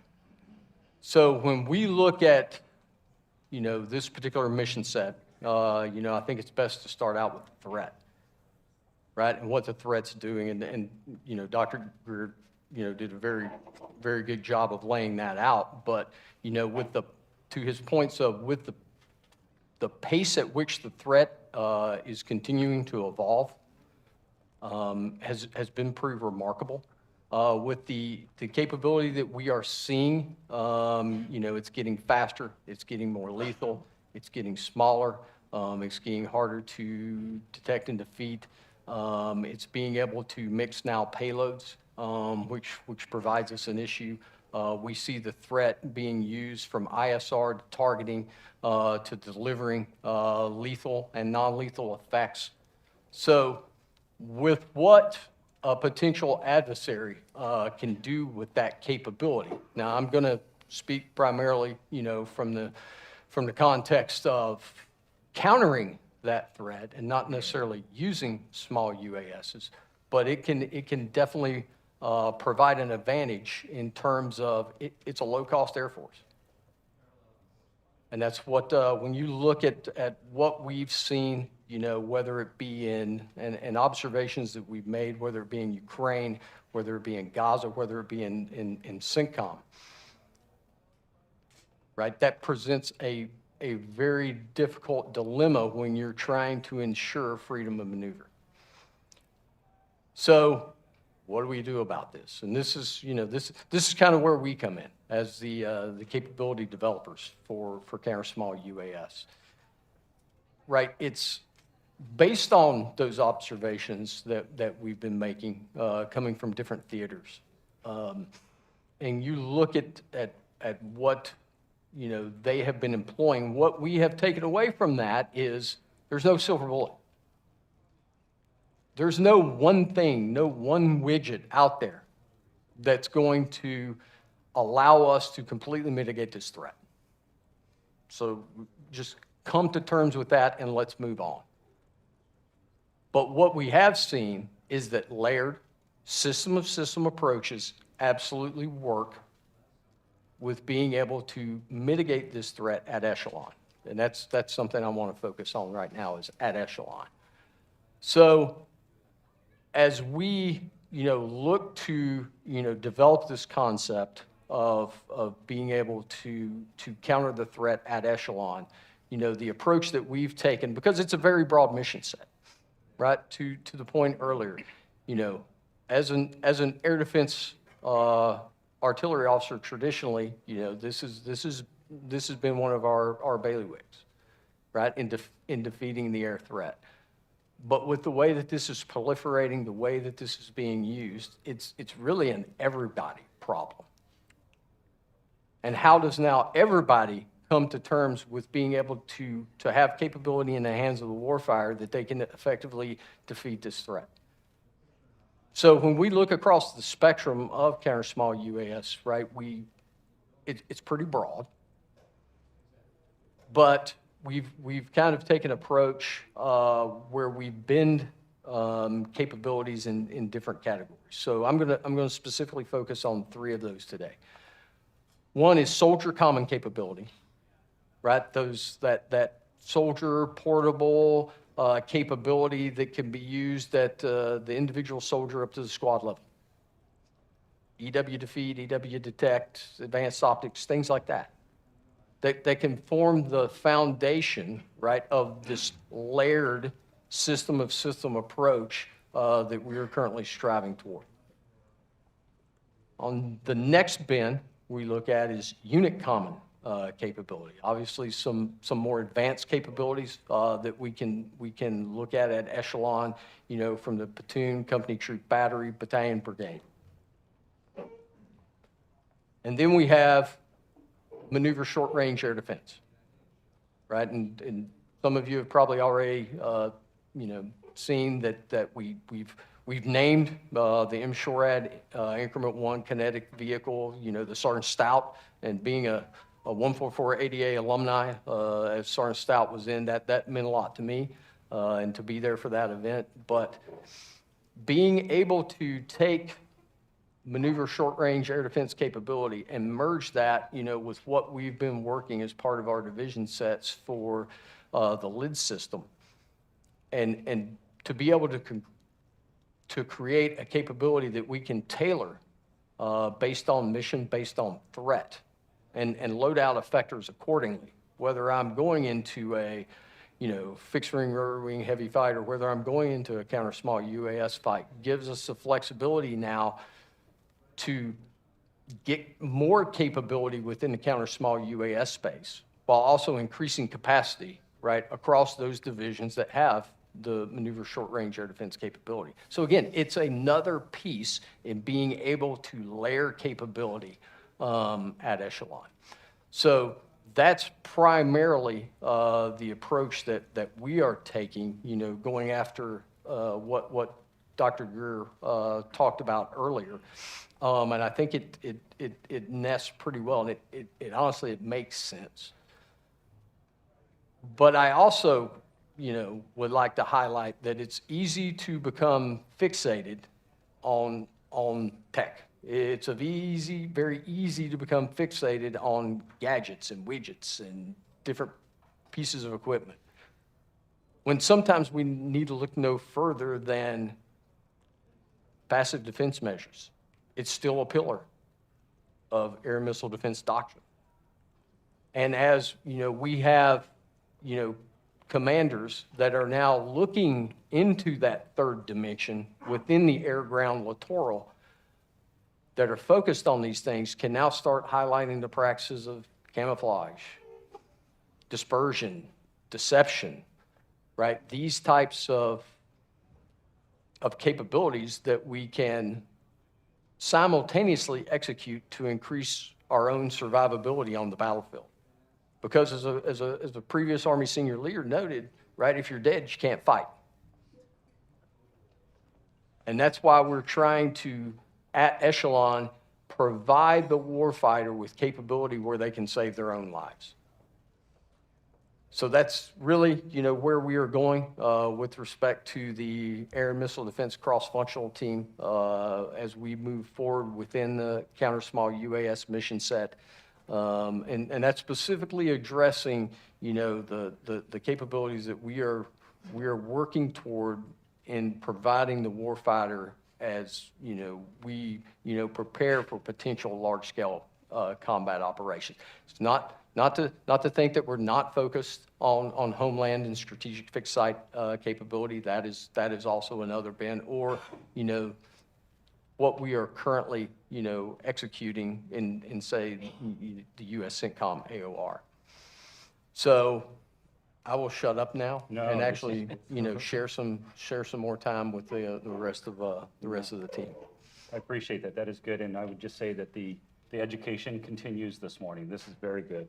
To my sisters and brothers in the threat community, we need to give CEUs for today. We need some credits for this because this is excellent. Thank you. I appreciate that. Mike, please introduce yourself and kind of give us your thoughts to kick off, please. Awesome, thank you. My name is Mike Hyatt. I'm the head of product development here at Epirus. And Epirus is a small, founded in 2018 as a non-traditional defense contractor. And what that means is we, sort of marry the best of both worlds from, sort of the Silicon Valley or Austin tech to, traditional DoD development and going after DoD, DoD-sized problems, but looking at them from, just a more tech-forward and getting away from the problem-solving style that the big primes have had. Because when we look at these new threats that are, leveraging heavily commercial electronics, they're highly networked and they're highly distributed. You need a different way of thinking than the traditional, analysis of alternatives to generate an ADD, a CDD, to, eventually have 10 years later a program of record. You start to look at, that pace that Dr. Greer talked about of just in the last couple of years of where the threat has gone. And that's against, not the biggest threat, right? When you start to look at the pivot to the Pacific and, what Chinese manufacturing would they be able to bring, Dr. Greer quoted 1 million drones a year.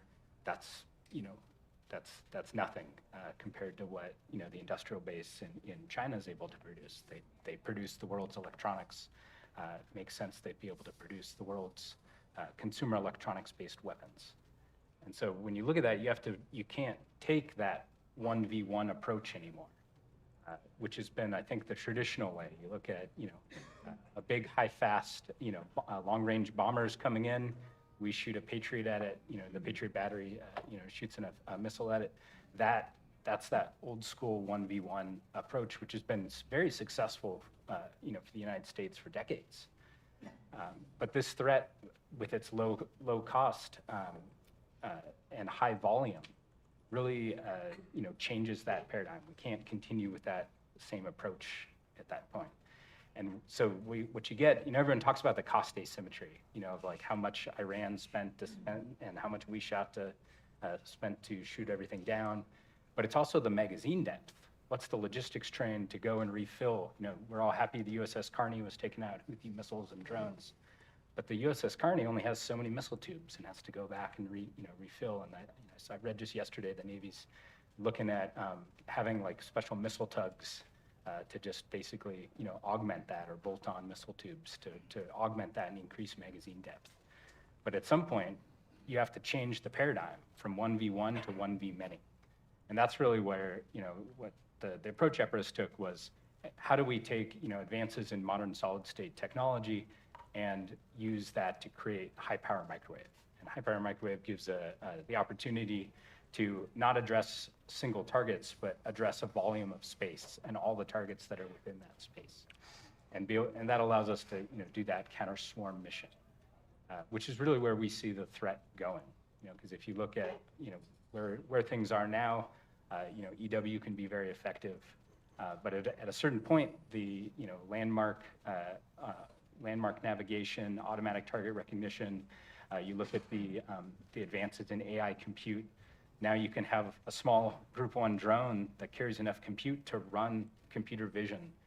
And there's some commercial companies already doing that. You can ride a mountain bike down the hill, have your drone follow you and do terrain navigation and beautiful, cool pictures. But think of how that could be used in other more nefarious ways, and then scale that to hundreds or if not thousands.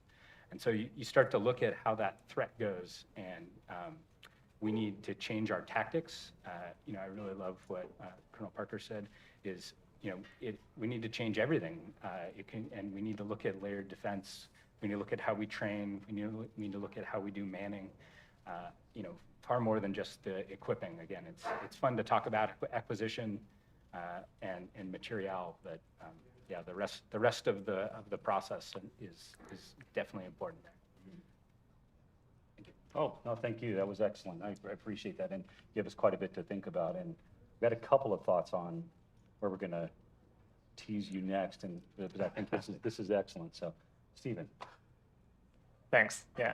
Also, might be proud to mention the Epirus's new suite website we designed. I really like how it looks, by the way. Just wanted to give you kudos for that. The team looks, Thank tell you. the marketing team. It's a great website. Hey, I'm Steve Simoni. I'm a former Navy nuke. They let the Navy guy on stage for this event.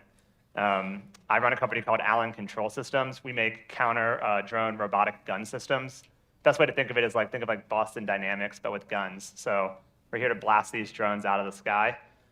First product is an M240-based robotic gun system called Bullfrog. Before that, I'm a serial entrepreneur, and excited to work on this problem with everyone here today and talk about it. For the first time in our lifetimes, we're at a military disadvantage with our greatest rival in China. They make 1 drone per second in Shenzhen, which is known as the world's factory. And so my company exists, and I think all of ours pretty much exist here to counter this threat. And I feel pretty strongly that we can't go toe-to-toe with China on their manufacturing dominance. It's just going to be impossible. We're at least 15 years behind of catching up with that. And with things like the Replicator Initiative, we are working on it, but it's going to take some time. And so in that time, to fill that stopgap, we're going to try to do stuff like make AI robotic guns and make things like Epirus's product. And there's many other solutions in this layer of defense, even back to the intel game. Before we even get to the battlefield, tracking the drone movements and the supply chain and logistics. So, guns are just one part of the layer of defense. There was a lot of talk about EW this morning. I think they had to throw me on here to balance that out with some kinetic. But we got to have it all up here because it's a big layered solution we need. Oh, okay, That's that was it. great. Keep No, it short. No, thank you, and I appreciate that. And it's interesting that twice now we've touched on sustainment and logistics, and it's not only from how do we keep our weapons armed and enabled, but also from a threat perspective of how we actually find the enemy. And so we don't like to talk about logistics too often, and I apologize to the logisticians in the room, but it's not necessarily the glamorous job, but it turns out it is a crucial and critical job as we look at this. So this is good. You also talked a little bit about the significance of the throughput of our competitors and what that looks like. And I think that kind of gets us a great perspective to stop chasing, and Colonel Parker, these are your words, stop chasing and start pacing that threat. I mean, would you like to expound a little bit on kind of how we can get after that? Because it's not just an industry problem, and a government problem, it's a community problem. Yeah, and I think this goes back to the comment that Dr. Greer made earlier, right, with the pace, really, at the way things are evolving. And I think that's where we have kind of drawn the line in the sand, if you will, with respect to how can we create more flexibility, right, with being able to go after better or best of breed capabilities, right? So, that we don't look down the road and in 6 months to 2 years realize that, oh, wow, we're now chasing and not pacing again. And that's, one of the mindsets that we undertook when we started revising our counter-small UAS CDD that we currently have in staffing right now. And that's approaching it not from a systems perspective, but really from a threat perspective, because that's what we're dealing with at the end of the day. And being able to create that flexibility within a requirements document that allows us to do in-stride changes once we realize that there is better or best of breed capability that exists out there. Because, industry is continuing, right, to evolve the technology that they are producing, and how do we keep pace with that? And that's one of the routes that we are now pursuing is essentially trying to leverage as much of that flexibility as we can within those requirements type documents. No, that's excellent. And, you know, for those who are new to AFC, and I can't believe there's actually anybody who's still new to AFC, but that has been the hardest problem we've been chasing since we stood up, is how to get after a more agile requirements process. But that's not the end of the game. That's only the beginning of that, and it's the how do we bring that agility throughout the acquisition, through test, et cetera, all the full path. And that is a team sport, and that is something that we all have to work together. And it's hard because somebody who's grown up in the Army and matured, et cetera, I don't know, I'm still not mature, but I pretend. But the maturity of how the Army runs, and that's a painful course if you haven't taken it, but that it is hard for us to start thinking that way because mentally we still think in big acquisition, big armament, big solutions, and I'm not sure that counter UAS is the first time we've had to face this. The fight doesn't look like we thought it looked, but it certainly is in your face right now, telling us that maybe we're not necessarily in the right path. I don't know if that. Right, and you know, that's why we are trying to, you know, leverage as much of the events as we can that we have going on, you know, across the Army, right? Whether it's Project Convergence Capstone, whether it's, you know, the MIFITS event that we run at Fort Sill, whether it's JCO demos, and being able to get capabilities out there, see what kind of capabilities are out there, you know, put them through the ringer, per se, in terms of, you know, putting them in the hands of soldiers and let's see how this stuff works. So then we can continually assess where we're at and against, you know, a viable threat replication that we can do during these events, which can help drive us, you know, down that path of going after better of breed capability. And that's where the, you know, the choreographed dance, right, has to occur in terms of, you know, the relationship that we have as the capability developers, the relationship that we have with the material developers on the program executive office side of the house, with the testers, with the logisticians, as we start to build this out, you know, across the .mil PF, because like, you know, I think everybody up here would agree to, right?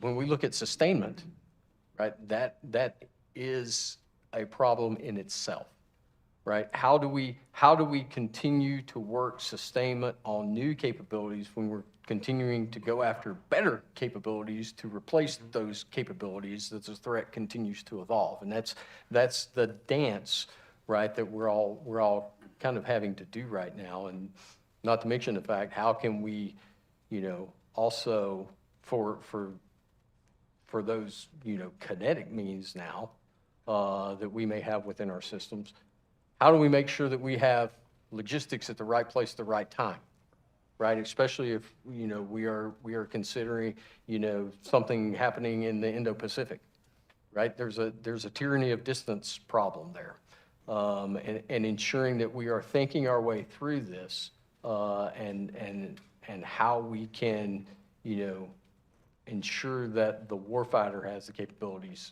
that they need.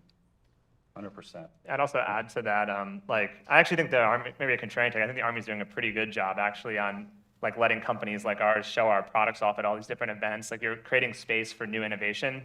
And so, like, I feel like from that perspective, it's good. I guess what I think the Army's waiting for is more products that actually like work really well. You know, like, we go to all these demos and there's lots of products and stuff, and you know, I think that you guys have created that space, and you're waiting to see what's the best stuff.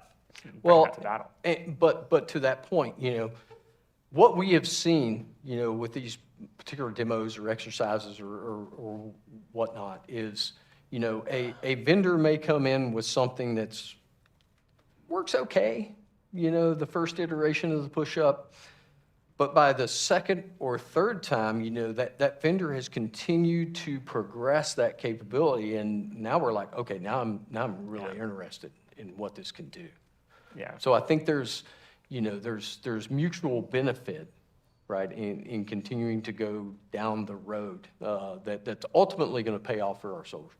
Yeah, I mean, the products are hard to build, so it takes multiple rounds, and You have all these different Project Convergence, there's T-Rex, there's all these different events that you've set up. The Army's created a really good infrastructure for this right now. I would say in some ways ahead of the nuclear Navy in that respect for working with startups, The nuclear Navy, though, they don't really work with startups that much. So I'm really glad that you haven't suggested nukes and taking out Congress. Yeah. So that's good. So we're positive there. But Mike, you and I talked a little bit about an agile threat environment. So this agility that we're talking about here, it's always going to be informed by this threat environment, and that is changing faster. So if we find a solution, that solution may be applicable for a limited duration.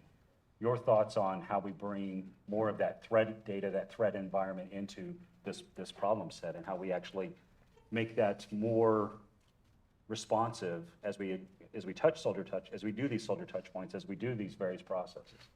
Well, I think you need two things. You need companies that are capable of doing that iteration at the pace that's required to do that rapid prototyping to keep up with the threat. And then the type of systems that those companies build, they need to be systems that are software defined and software updatable and configurable, in a given AOR. There's intel, there's sort of learning through contact.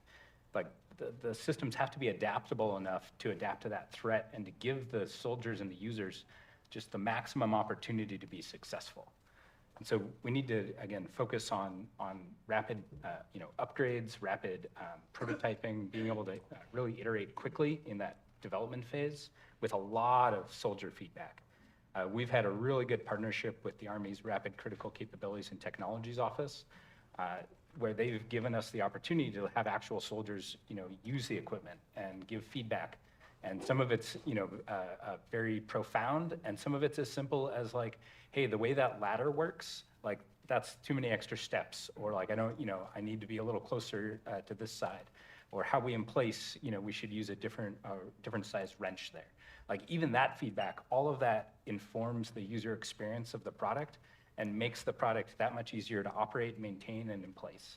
And those are the things, because for a defensive weapon system, we can't have downtime. The enemy gets to dictate the terms of the engagement for a defensive weapon system in a lot of ways. And so we have to be ready. And so high ASIBO, build in that maintainability, graceful degradation, so that if one part fails, the system can still operate. Those are really important fundamentals to be able to handle that emerging threat. And then obviously as the threat matures, we've got to be able to quickly give more capability, and that's through network systems, that's through, again, software-defined systems, being able to, like there's the example where, the initial version of Starlink that went to Ukraine, the Russians were jamming, and, then they just changed the operating band. I'm sure the Russians jammed that band too, but, at the time it was like a big thing that Starlink was able to switch channels basically, and avoid some, whatever initial jamming that was.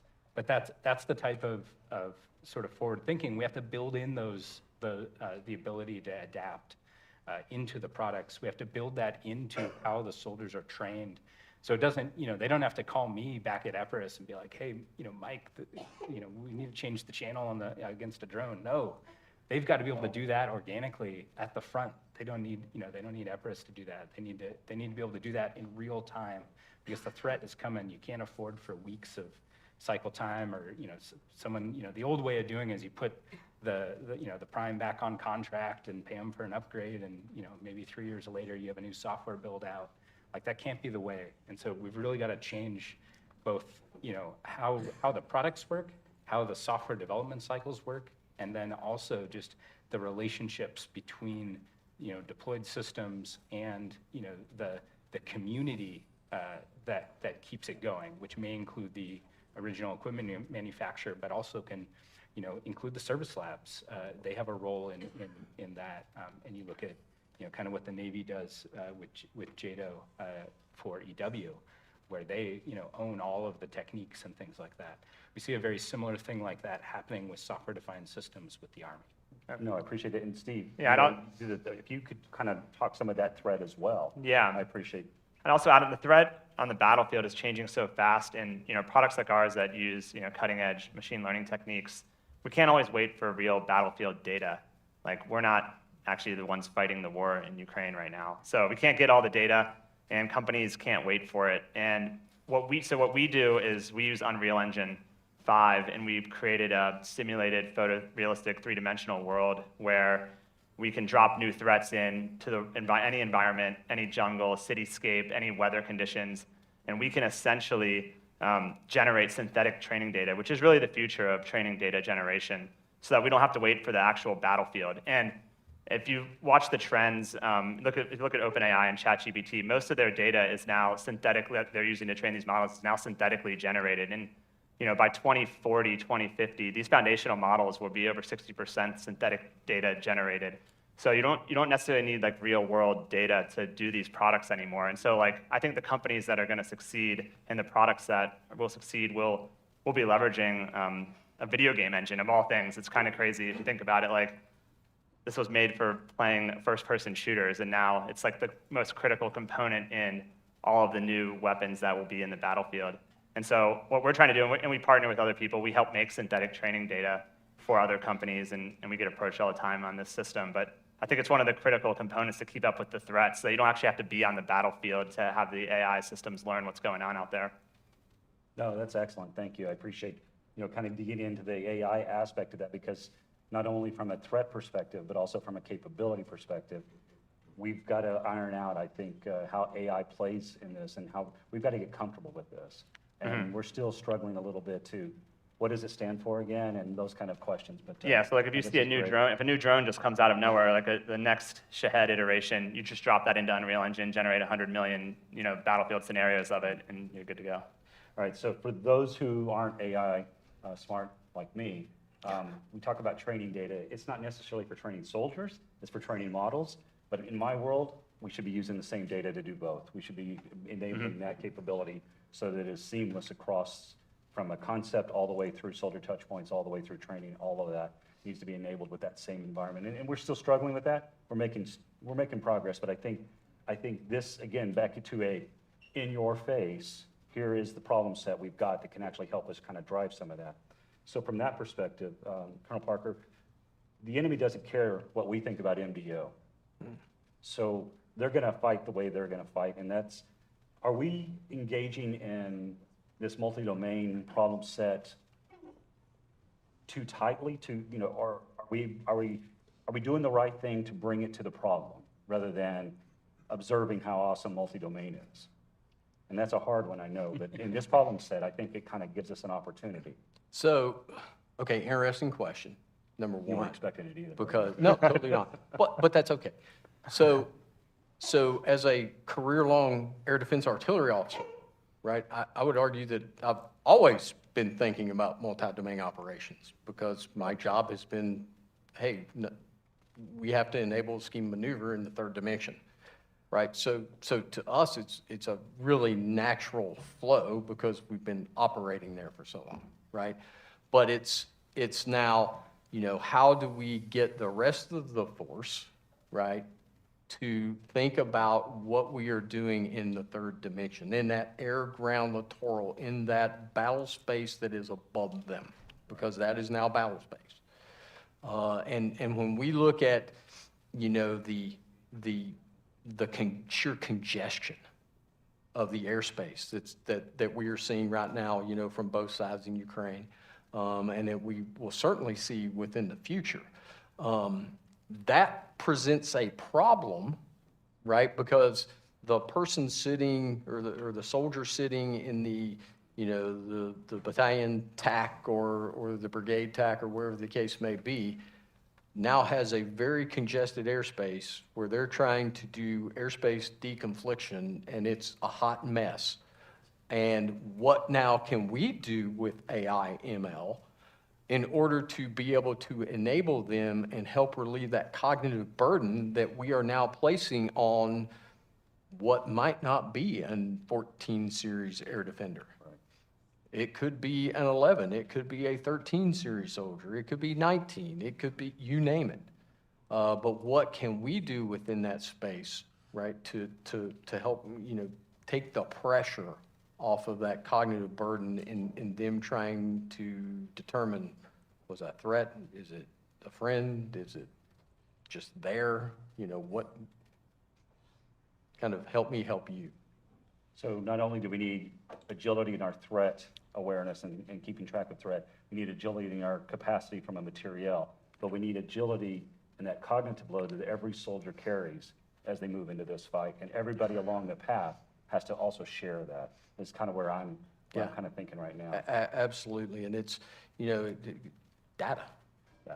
Right? We go back to the conversation about data and the data that's generated, right, across the battlefield, whether it be from a counter small UAS sensor to, an AMD sensor to a whatever the case may be. And we've got this massive amount of data now coming in. How can we help, right, the operator deal with that data? Perfect. We should open source it. Open source it. Got a plug. Kind of surprised that's the first time we've heard that. So, so no, that's perfect. Well, I think if you look at this threat, it really stresses in that congested air-ground littoral region. It stresses every step of the kill chain. And Dr. Greer had the protection onion on the left side there was the traditional kill chain. Every single step in that kill chain is stressed by drones and small UAS. And so we really have to look at it at each of those stages. Like a radar sensor can only track so many drones, or it can't track down at low altitudes because we have adjusted for clutter because we're trying to track cruise missiles, coming in from really far away. Like those are the types of examples of things that we have to recognize. Now, the other threats didn't just go away. I think that's the hard part. It's like that, we can't lose sight of those other things. We still have to maintain those missions and skill sets and be able to address those threats. And now it's just, we have to augment everything at each stage of that kill chain to handle those other threats. And that's where, the importance of that layered defense is so critical is, we need those long layers that can hit things really far away because there's certain threats that need to be hit really far away. Yeah, because at the end of the day, we still need that rifleman to be able to close with and destroy the enemy. Mm-hmm. Absolutely. Right, in the second dimension. Yeah. So that's still an important aspect of it. Perfect. So we've got a few minutes, but probably we need to step into questions here in a minute, but I want to just throw one last one. Please don't give it a lot of deep thought, but just to kind of give us your thoughts, gentlemen, on, so we talked about the cost calculus. You talked about the one we can't go that path. And if you've been around this community long enough, there's this, we all work in measures of performance and measures of effectiveness, MOPS and MOs we like to talk about. I think we're really good at MOPS. I think we know, I did this happened, et cetera. This, to me, strikes me as more of a measure of effectiveness. So I need to step back from that 1v1. I need to step back to how do I actually own this space, and what's the cost calculus associated with that? Is there a different way we need to think as we approach this? I mean, we're going to use agility is going to enable us, but how do we actually make the case for a different way of looking at this problem set? And I know that's a lot. Yeah, I would say, I'll just take a quick stab. We look at cost per kill. That's our metric that we focus on. And we're trying to lower the cost per kill to a few dollars on for the small UAS side of the house. Obviously, it's a very difficult problem, but that's like the measure of focus that we're on. I'm sure it's pretty similar for you. Absolutely.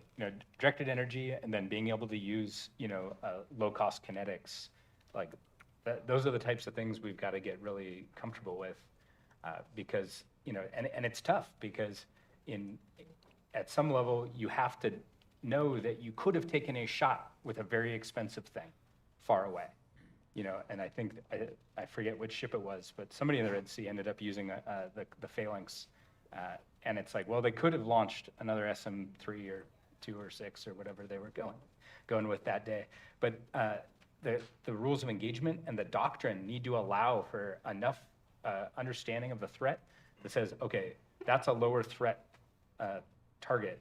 I'm willing to let it ingress more than I normally would so that I can use my lower cost effectors. And that's going to be tough. And Well, that just sounds scary. Absolutely. I empathize with the battlefield commanders that have to do that. And so we need enough training that they get really comfortable and really develop a lot of trust in that layered defense so they can make those decisions. Perfect. I'm all on board. Because that goes to that cognitive burden. right? That Absolutely. we're now, we're now placing on soldiers, especially within, that very, what is going to be very congested airspace. So when we look at things, okay, yes, cost is important, I acknowledge. But I'm also a capability developer, so I get to step a little beyond that. Magazine depth, to me, is insanely important. Because when we start looking at the logistics issues that's going to be presented, when everything is contested, every movement on the battlefield is going to be contested, how can we, help the burden on that? Well, we help the burden on that with magazine depth. And, looking at, some of the technologies, DE, HPM, those kind of things that are out there, and how we, can potentially leverage that and use it. Again, it's no silver bullet. It's about layering capability, and how can we use that capability in a complementary fashion, to the capabilities that are already out there, while also helping increase our magazine depth. To me, seems like a natural win-win. Perfect. Thank you. Thank you, gentlemen. Let's open up to a few questions, and if my reading of the clock is correct, we should be on time. We ready? Okay. Any questions from the folks out here? Sir. We'll get you a microphone. Yeah. Just give mine. Sounds like we're being jammed here. Yeah. We might be.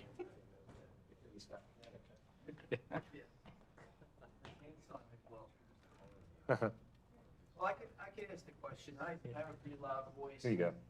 It's for the audience out there. So. Hi, I'm Don Birchoff, I'm retired Colonel, U.S. Air Force Weather. And Steve, you made a comment about synthetic data and generating synthetic data. In the weather community, that gets us nervous because weather is so uncertain and there's not real data out there. Most of the modeling that's being done today is all high resolution, low precision, satellite based, that doesn't really handle the low altitude very well. In fact, it really doesn't do very well at all. So my question is how do you deal with the weather problem when you build a synthetic data set, and how you validate with real data that you're getting the weather right? Yeah, so the first part is easy, where we create different weather scenarios in Unreal Engine. The second part of how do you validate it, what we're trying to do is partner with some companies that have some small amount of real-world weather data, and then you run it. You can do backtesting on the models to see if the synthetic data is better. What I expect will happen is that you'll see that you can generate far more weather scenarios than the real world could ever capture, and it's very realistic now. So I do think that with how these simulators work now, that this will be the better solution. But the only way to truly verify it, you're right, is to partner with a company that has a little bit of real world weather data and then show. I mean, we can just, it's not like this isn't like, it's very black and white. Once you do that test, you can just show. Yeah, but the problem is that data they're using may not be relevant to the actual effects that you're trying to capture. And the other problem is that once you replicate that, it's just taking, garbage in, garbage out, right? And this is something I'm very well versed in. So I think, I'd love to talk to you, Yeah. because I really think there's a danger here too in becoming complacent about what you think you have. And that's also something. I agree with that too. And the other thing about weather is, like, for example, like for our system, what we're doing is we're trying to use we're using optical sensors to track drones and then point and shoot at them. And so like I mentioned, we're using the synthetic data to do that. One thing, like if we were using a laser beam instead of a gun, we wouldn't know how the laser attenuates in weather. And so we wouldn't have, so what I would say is for certain things, the synthetic data will work, but you really can't get testing of how effective the effector will be in certain weather conditions in a simulated environment. So I guess we'll split it 50-50 on the question. All right, over here. My name is Reggie Poissant. I'm with Red Cat Holdings, Teal Drones. We hear a lot about MOSA, especially within the acquisition community, and it seems like just a word to a lot of folks, right? Modular open system architecture. What is that? But how important is MOSA, especially in the context of fighting against small drones? And then on top of that, how important is it for industry to work together instead of doing stuff in a stovepipe? I know my experience goes back 22 years of working as a capability developer at Fort Benning, doing stuff like that. And I notice a lot of companies that just do things in a stovepipe and try to get the, the golden apple all to themselves. But really, the approach should be everybody working together. So could you just talk about MOSA and the importance of industry working together?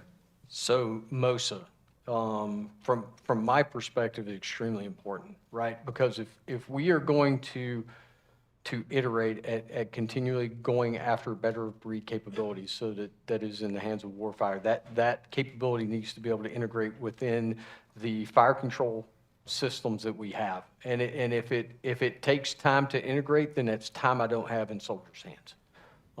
So to me, MOSA is extremely important. It's also a Department of Defense requirement now. That's helpful. But yeah, the more we can focus on the ability to integrate at a high pace, the better, from a capability developer perspective. As industry, we've looked at it as a great opportunity because, as a new company, I don't need to go and develop, say, my own radar system, right? I'm able to I can plug into the forward area air defense network, that has sort of the tagline, any sensor, any shooter. Well, great. I've got a high power microwave shooter, and I'd love to get data from, off that network. And so it's, you look at the root of MOSA, like there's a lot of people get lost in the details sometimes, but like the idea is be able to integrate quickly, as Colonel Parker said, and iterate, and then also have sort of be able to do that mix and match, which is so important as we learn about specific threats in certain AORs. Maybe you want a different mix of sensors and shooters, and you want to be able to customize that. You want to be able to scale that. The idea is MOSA is able to really, be the catalyst for that type of, flexibility. Yeah, and now I can start compositing capability based on mission and threat. And as a commander, right, that's exactly what I'm looking for. Yeah, and I would also add the Army should, be putting pressure on the larger primes to allow companies to integrate. There's a reality of, look, like the Army uses FADC2 for their command and control software. There can only be one FADC2, so there's only one company, Northrop Grumman, that has that. And so, to integrate to it can be a challenge, especially for a startup or for even a mid-sized company. And so, it's just additional requirements writing from the Army and pressure from the Army to say, like, just open this up, let people integrate and connect. Sure. Chris Dooling for University. Do push to one push, sorry. All right, Chris Dooling, University of Alabama, Huntsville. To tag on what Reggie, it's been a few years. Yeah, brother. Anyway, within MOSA, what do you see as the most feasible kind of platforms right now in this air-ground littoral realm? For example, like APNT, Aspen as one option, or ROS-M to be able to plug in if you're using that as middleware. Are there any other things where you're like, this is really kind of, these are the platforms that provide us with the best options to go forward? And I would also be blunt, I'm in the weeds on stuff I do, so that's why I'm like, hey, Ross, stuff like that. But what are some areas where you're like, this is probably some of the most feasible ways to go forward with MOSA in these rapidly developing technologies? So I want to just tease out real quick. You said APIN? Is it? Assured position. No, that one, trust me, I know that one. But you said APIN? Is it Army? Aspen. Okay, thank you, because I was like, wait a second, those are two different things. Yep, perfect, thank you. So you said weeds, and I'm going to take you up to 30,000 feet. I want it all. Because look, at the end of the day, the quicker I can integrate capability, right, the quicker I can iterate on getting better breed capability out there based on how we are assessing things and how the threat is evolving over time. So to me, it's a speed issue that we can collectively come together and be able to integrate capability faster to provide that capability to the warfighter. Yeah. I don't know if that answered your question whatsoever, but I would add that my take is that it's not a technology problem at all. It's just a people problem. It's companies working together. It's boardrooms, wanting people going after different revenue streams. Like it really just needs we need to forget all that shit. We're about to be at war potentially, and it's a people thing. Like we all need to play nice. Anything can be integrated. It's all trivial. Very low level integration, there's ways to, if you're using standards, it's a lot easier, and it's a lot faster, more efficient. Yeah, but you know what I mean is like you could have these great standards in the low level firmware, but if I don't send you the docs, you can't integrate, It's a people thing. I've seen things along development standards for model-based design review under admin or probably AMR back kind of done. But just understanding, I understand what's coming from that. There has to be a willingness to engage in that standardized manner and conform to that. And also, on the other side, is probably, sorry, soapbox moment. I love it. Providing PMs, and this is kind of the acquisition side, PM having adequate tools to be able to work with models. And so PM, if the process also provides PMs who aren't necessarily the modelers or developers, but adequate tools to be able to interact with models and have confidence that requirement satisfaction is coming together, because this is stuff, even working with my own teams, I'm like, it's getting far afield from the stuff I can really talk about. So how do I have confidence that this is coming together? And I think that's another factor capability with MOSA, is to allow non-modelers, non-developers to actually understand what is, where the capabilities actually at. No, I think that's fair, and I appreciate that. I think I'm kind of back to my thought earlier that this is an opportunity for us to work through a lot of these issues and because you're right, there's been a significant reliance on, well, I've got a standard, so therefore it works. It doesn't. To your point, I've got to bring the humans in. I've got to have that cognitive, holistic approach to this problem set. Sir. Probably one more over here. Thanks, panel. That was a great discussion. Alan Murphy from Radsel Vision Systems. So we're a technology company building vision systems. And my question really kind of extends from the last two questions. We know MOSA is a requirement now, but more in terms of contracting, the big bogey in terms of saying, if smaller companies were to collaborate to solve a particular problem, to build a particular capability, really our only path is through a contracting mechanism that usually favors a very large prime. And I'm wondering, is there any kind of initiatives underway that looks at changing that model to favor a more collaborative approach among smaller businesses? So I will step out first and give you gentlemen a second or two to possibly come up with a much better answer. And just know that we came here to talk about counter UAV, and that's a much easier problem than what you just described. I think that the DoD is definitely making strides to do that, and EPRIS has taken advantage of some of that. The flexible acquisition framework, other transactional authorities, even SBIRS, the Small Business Innovative Research. Those were some of our first contracts that we started with, and so I think that obviously the DoD as a whole is a big ship to turn. But there are definitely folks that are starting to be more forward-looking, more collaborative. We at EPRIS, we basically got our contract by going to a JCO event and being the best available technology at that time, and that was enough to give the Army confidence that, hey, maybe we should look at some prototypes and see what we can learn and how we can mature the capability from there. And so I think that it's a matter of looking for those opportunities. I wouldn't say we've solved it by any stretch. I certainly hope in a couple years to come back and say we've solved it. But I think that at the big picture, if you look at the pie chart of dollars, most of the money is still going towards those large contracts and those big acquisitions. And so there's definitely a lot more work to do.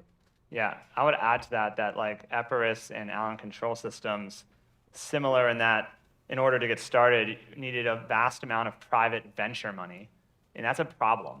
Like the fact that we have to get millions of dollars from billionaires to start our companies, to cross the chasm, to even have a shot at winning a contract, to bring a new innovation to the United States is something that I struggle with.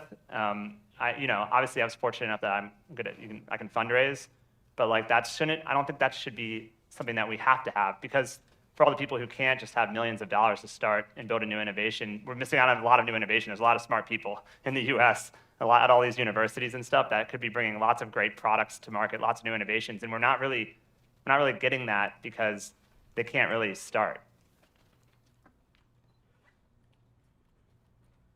I'm not going to touch an acquisition question. Smart, sir.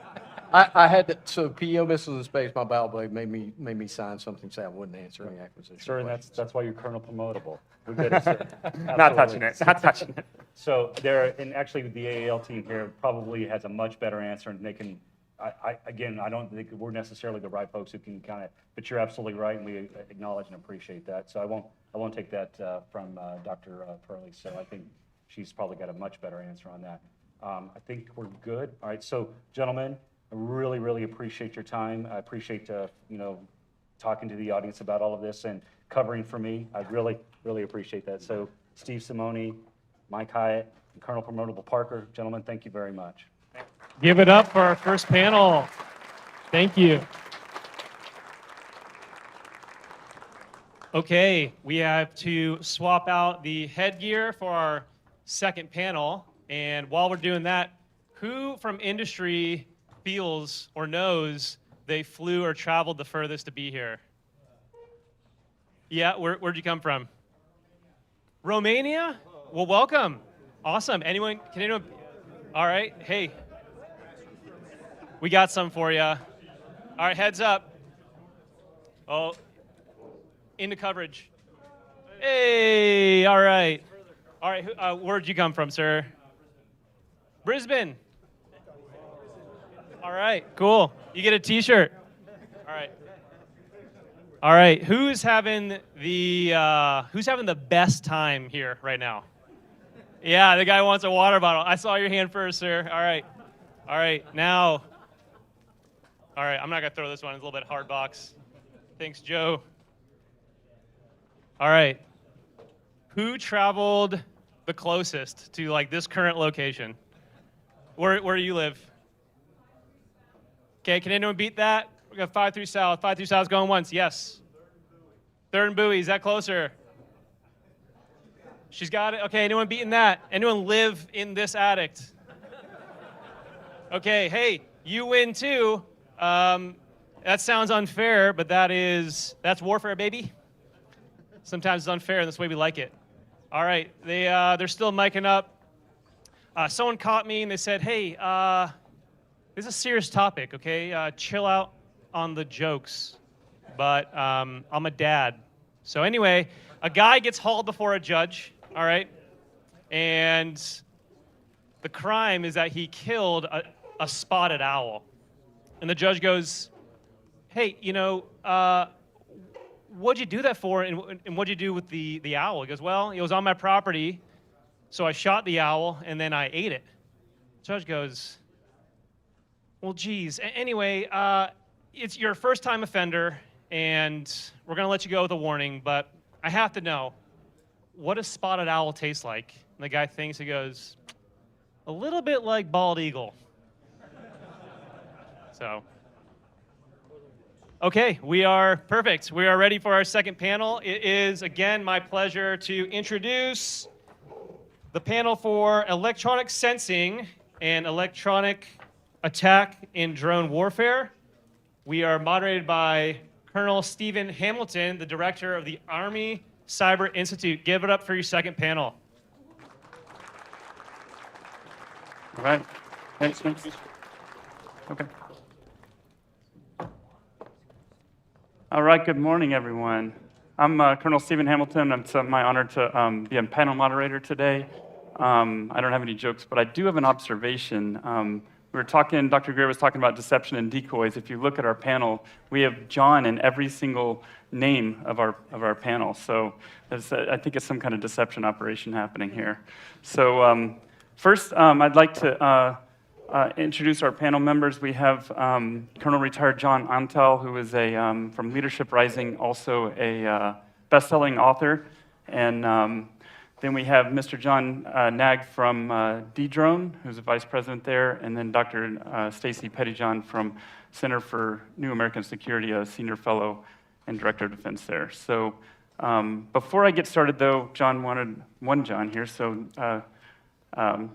Colonel Retired Antal, he has a... Okay, am I talking? Good. There we go. All right. Yep. So how many of you read 50 books a year?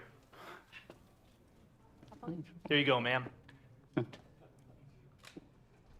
How many of you read 25 books a year? Not listen, read. You read or listen? That doesn't count. Okay, it's much stronger if you read. You read them? Whoop, come on up here, get a book. And how many of you only read 15 books a year? Wait a minute, back there in the rear, you had 25? Come on up here. You're welcome. What's the book about? This book is about our next war. Okay, so you need to read to lead. And if you're not reading, if you're not filling up your brain housing group with good stuff, what are you doing? So that book in particular is interesting because it talks about all the things that we've been talking about here and more. Go ahead. Okay, great, thanks. All right, so just to get started, I'd like to just have each of our panel members do a quick introduction and kind of their what they have thought about as far as EAES on with regard to small UASs. So, go ahead. Okay, so you want us to go through the whole pitch? Yeah, no, just 2 to 3 minutes. 2 to 3 minutes. No more. Okay, no more than 2 to 3 minutes. Okay, so first of all, we're running out of time. Those of you that think we're planning for 2030 and 2040, that's all wonderful, but we're going to go to war sooner than we think. Now, nobody knows, but if we're not prepared for it, well, we're not prepared. So we're running out of time. Second thing is we got to start thinking differently. Got to start thinking differently. So we have a tendency to think of war as chess, when actually it's three-dimensional chess, when actually it's Wei Qi. Who plays Wei Qi? Go. Nobody. Okay, one. Wei Qi, three-dimensional. We got to start thinking differently. And the last thing I want to mention is that in this transparent battle space that we have, one of the most important things that we can think about is masking. So masking is the full spectrum, multi-domain effort to deceive enemy sensors and disrupt enemy targeting. Deceive and disrupt. And that is both offensive and defensive. It's not passive. It's not just protection. We've got to change our thinking. So all of this is about changing our thinking and trying to get ahead of the game because we're running out of time. Go ahead. Thanks, sir. I'm John Kanog. I lead product development at Dedrone. Dedrone's a relatively young company. We've been around about 9 years, exclusively focused on counter UAS for all that time. Actually, somebody brought up the Hessians earlier. We were founded by a trio of Hessians for the history buffs. But we're an American company just acquired by Axon Enterprises. And my personal background, I came to Dedrone about 3 years ago. I had been working with a large defense prime, BAE. Before that, doing electronic warfare. I've done a couple other startups in the radar and sensing space before that. That was those kind of mix of both understanding of military RF electronics as well as sort of the entrepreneurial spirit is how I found myself where I am now.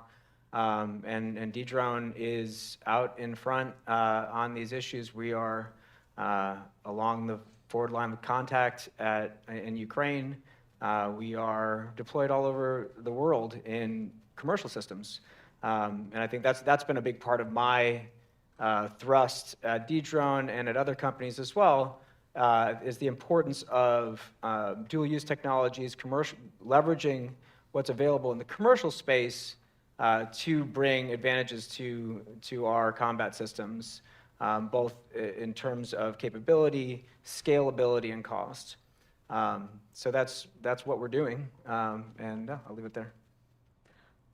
So I'm at the Center for a New American Security now, but previously I had been at the RAND Corporation for about 12 years. I led the strategy and doctrine program in Project Air Force and the Wargaming Center for 5 years. So my first encounter with small drones was when I was writing a history of Operation Inherent Resolve, and we were looking at the battle for Mosul and what our Iraqi partners faced there in terms of the small drone threat and what a problem it presented to the Air Force and to the ground forces in terms of countering it.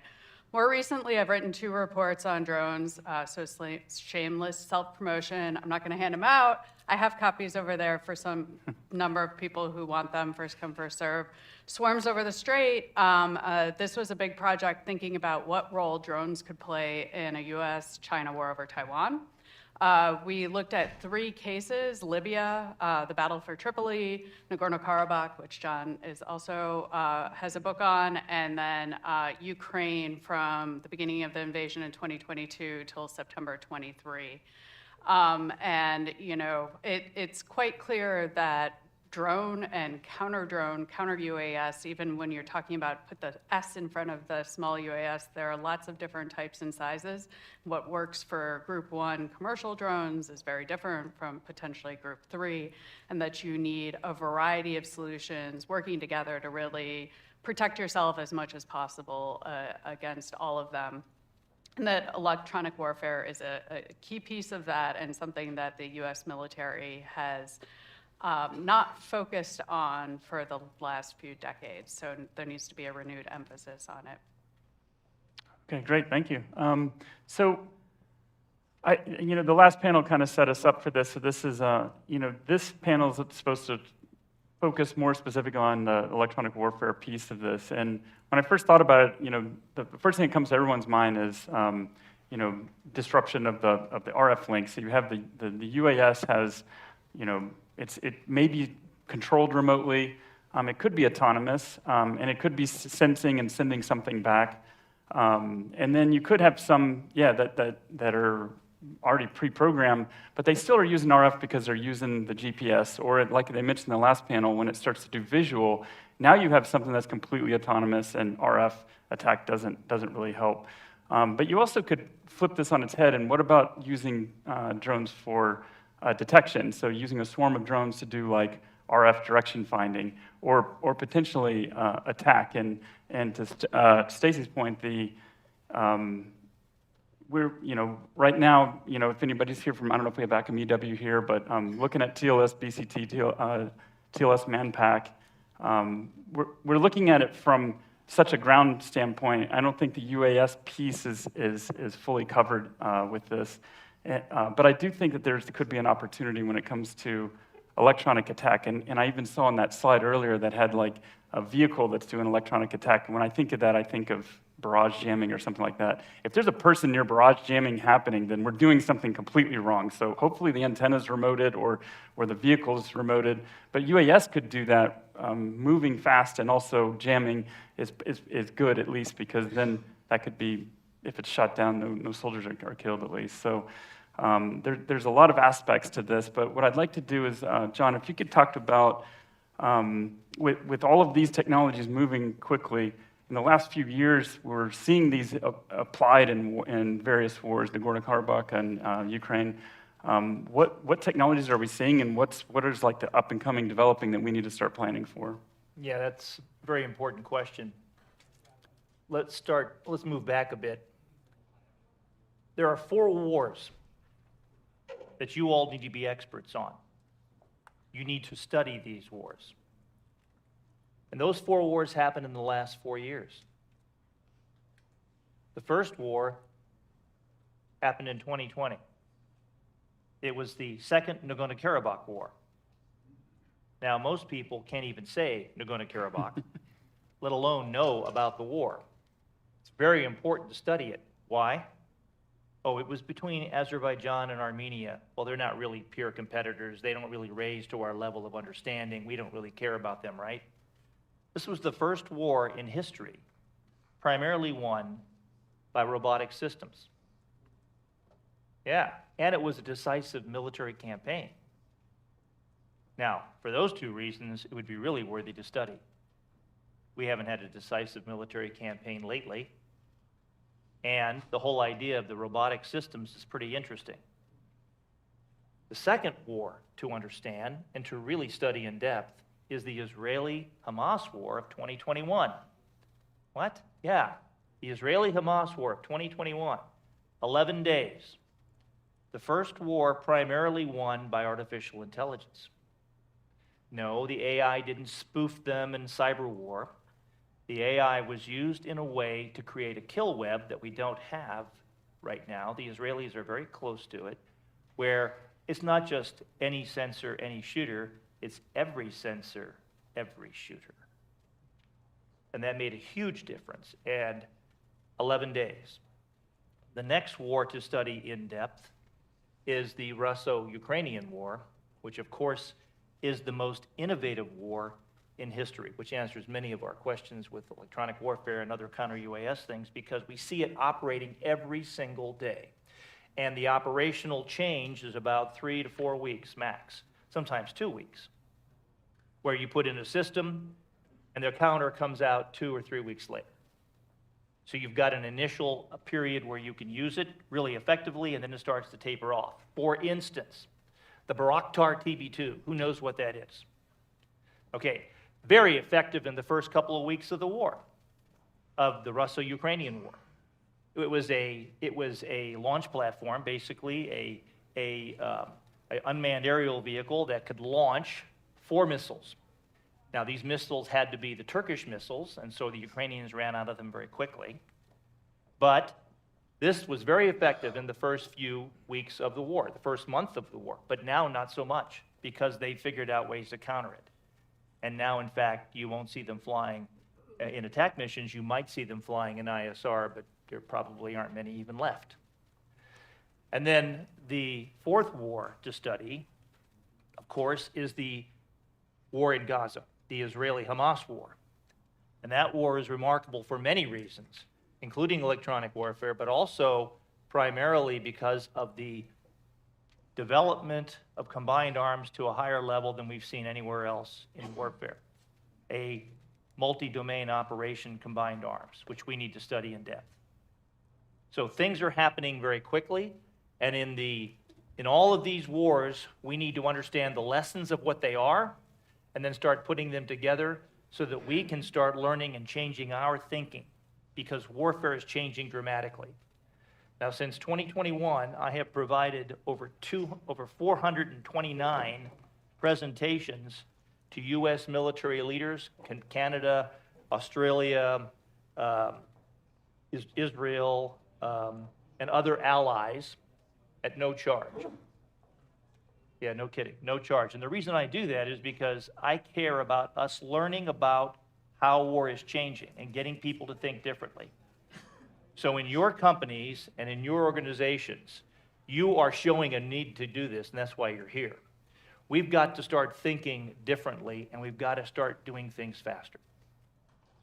Can I jump in on that? Absolutely. I totally second John's sort of call to study history and to look at conflicts and the fact that we need new technologies and that they're transforming the battlefield.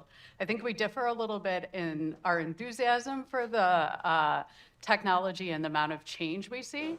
And I think it's really important that we dive into the details in these conflicts and think about what happened. Like Libya, the TB2 was a big deal there too. It helped the GNA turn the tide against the LNA, defend Tripoli. But it wasn't just the TB2. It was the TB2 coupled with air defenses and Turkish electronic warfare systems. Absolutely. There are no game changers. The word game changer should be stricken from your lexicon. You know, it is a silly word. We need a holistic solution, but the most important thing is what's up here in this brain housing group. We've got to start changing how we think in both the military and in the supporting elements and all the things that you do. Yeah, I agree. And similarly in Azerbaijan and Armenia, that fight, the Coral Turkish EW system played a big role in enabling the TB2 to effectively conduct seed operations against Armenia's air defenses, which were somewhat Spartan and old. Now, that's an electronic warfare system that the Armenians were supported with by Turkey. So, imagine the Second Nagorno-Karabakh War was basically a war where the Armenians had no counter-UAS and had no unmanned aerial systems. So this shows you what happens if you can just really overwhelm them. That will probably never happen again until, we end up in a very strange circumstance. But that it's worthy of study because of what it did and how it changed warfare. And if you were looking at it back then and studying it, you could see everything that's coming now. And then when you look at Ukraine, you're seeing a more even-handed fight. Russia obviously has an advantage in the electromagnetic spectrum, and there's a lot of barrage jamming going on the front lines on both sides. And it's continuous. Well, it's not continuous. It is frequent, but not persistent constantly. There are gaps, right, which allow for operations. And I think what we haven't seen yet and what we want to think about going forward is dynamic two-sided management of the electromagnetic spectrum. How do you actually use it so you can identify threats that are out there, be scanning the situation, and enhance your own situational awareness and have early warning, but then prevent enemy threat systems, whether they're drones or crewed systems, from attacking you. And I don't think we're seeing that level of sophistication yet. Absolutely, yeah, no, that's what we're seeing as well, right? There's this constant denial of GNSS. A lot of the drones coming across from Ukraine just get to a certain point and they're done. But right, it completely crowds the spectrum for the other things that you want to do with it, right? So that's what we want to. We want to do something better than what the Russians are doing, even though what they're doing is effective against Ukraine. I don't think it would have the same effectiveness against us, frankly. Although, to be fair, most of the systems we've sent there the Ukrainians have rejected and they've seen them not to be effective. So that's concerning, I would say, on the state of where our bespoke military systems are. Let me give you a story about Ukraine that you can all understand very clearly about how this is working. There's a guy named Darwin who is their best drone operator, and he's one of their drone aces. He shows up for work around 1700, about 5 p.m., goes to a bunker. He has 40 FPV drones. First-person view drones. He's got a team of 4 or 5 or 6 guys that are helping him. They're on Kripovi. They're on the Ukrainian system that shows where everything is, okay, Kropiva. And they're looking at all the systems that are going on and what's shooting. And he gets ready for his attacks with his first-person view drone. He has 40 drones to use that night until the next morning. 40. He launches each one of those in succession. Some are jammed, some are knocked down because he runs into something. It's a first-person view drone going fast. Sometimes you make a mistake. He doesn't make many mistakes. Out of the 40, he hits 16 targets. And he's finished the next morning at around 8 o'clock, and they take him out. And this is what he does every other day. So that's how it's working in Ukraine right now, and that shows you the level of number of drones that are being used by just one operator, and how 16 out of 40, only that's getting through, but those 16, tremendous effect. Imagine 16 vehicles, armored vehicles destroyed, or 16 dugouts burned out, and all of that. So war is changing dramatically, and we have to think about this. When we think about how we're going to use drones in the American Army or the Marine Corps, we can't just drop drones on an infantry unit. You can't just say, hey, we've got 10 drones. We got 4 FPV drones, we got 4 bomber drones and 4 ISR, and 2 ISR drones. Here, go ahead and use them. How would that platoon maneuver? If they just had those, even if they were trained to use them. So we've got to think through how we're doing this from an organizational, informational, and an operational point of view. Okay, great, thanks. So I want to kind of switch gears slightly here, but kind of come back to the last panel made an interesting point about taking out drones with microwave, which I suspect that is not necessarily disrupting the comms, but actually disrupting the electronics on board, I believe, if I got that right. What we saw a while back when the Chinese balloon came over to the US and was sensing a bunch of stuff, we launched an F-22 and a Sidewinder against it. There's a concern that I have of the asymmetry of this, because that balloon probably cost $10,000 or so, yet the Sidewinder's like, what, $600,000 or something like that. So it's fine for a one-time use, but that's not something that works on the battlefield. And if we're going up against swarms, we can't be using expensive munitions against it. Electronic warfare can potentially provide that, but I'd like anyone's thoughts here on what kind of technology do we need to be developing so that we can go against drone swarms or just small UASs in general, where there's 40 of them or thousands of them launched at a time. Sure. I'll jump in on that. I think that I'll just at a high level, the GDP of US is 30 trillion. GDP of Russia is about 2. But every time we take out a $10,000 drone with a $100,000, $150,000 missile, we just let them operate at our level, right? We're just peers at that point, because even though we have all of this defense industrial base. And we all know what we've talked about it, right? We've got to invert the asymmetry somehow. So how do we do that? There's a couple of levels I want to talk to. So one is denying them. A lot of what we see in these battlefields right now are commercial drones. And DJI supplies 95% of the drones in the world, right? They're just cranking them out, but they're known. They are commercial drones, and we're using our military hardware against them. We don't need to.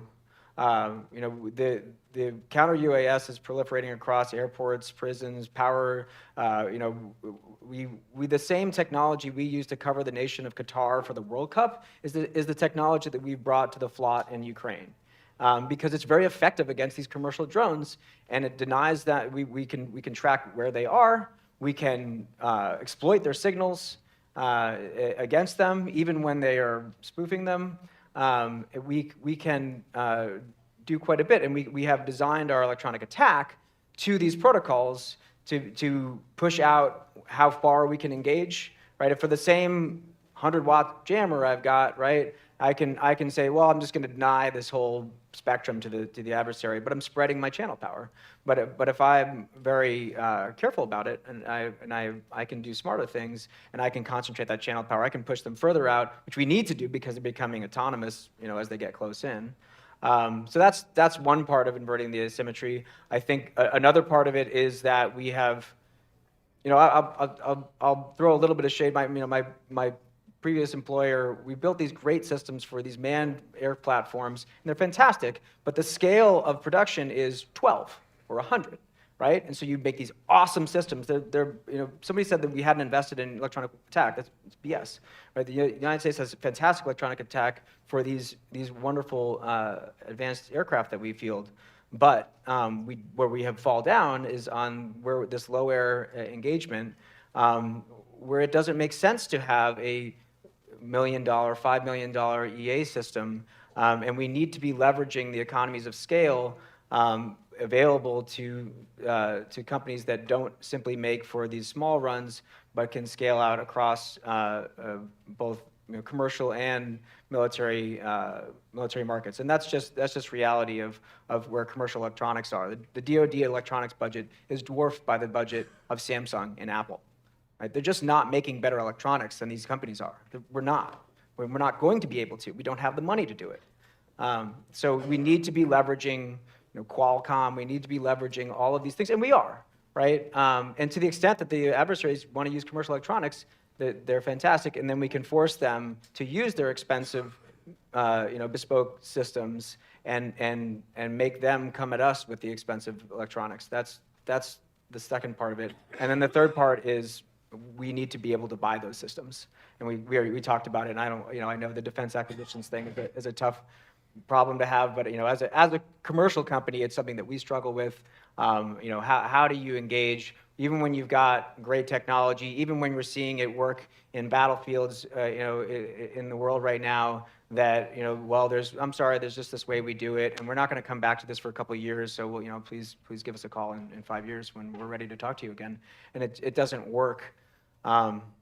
It doesn't work at all. And sorry, one more point I want to make is we spend a bunch of money on networking and edge computers.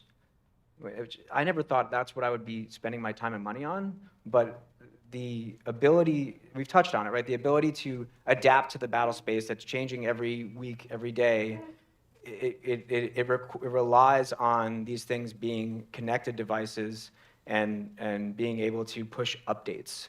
That they're not standalone capabilities, that they are connected capabilities where we can keep them up to date daily, even in real time.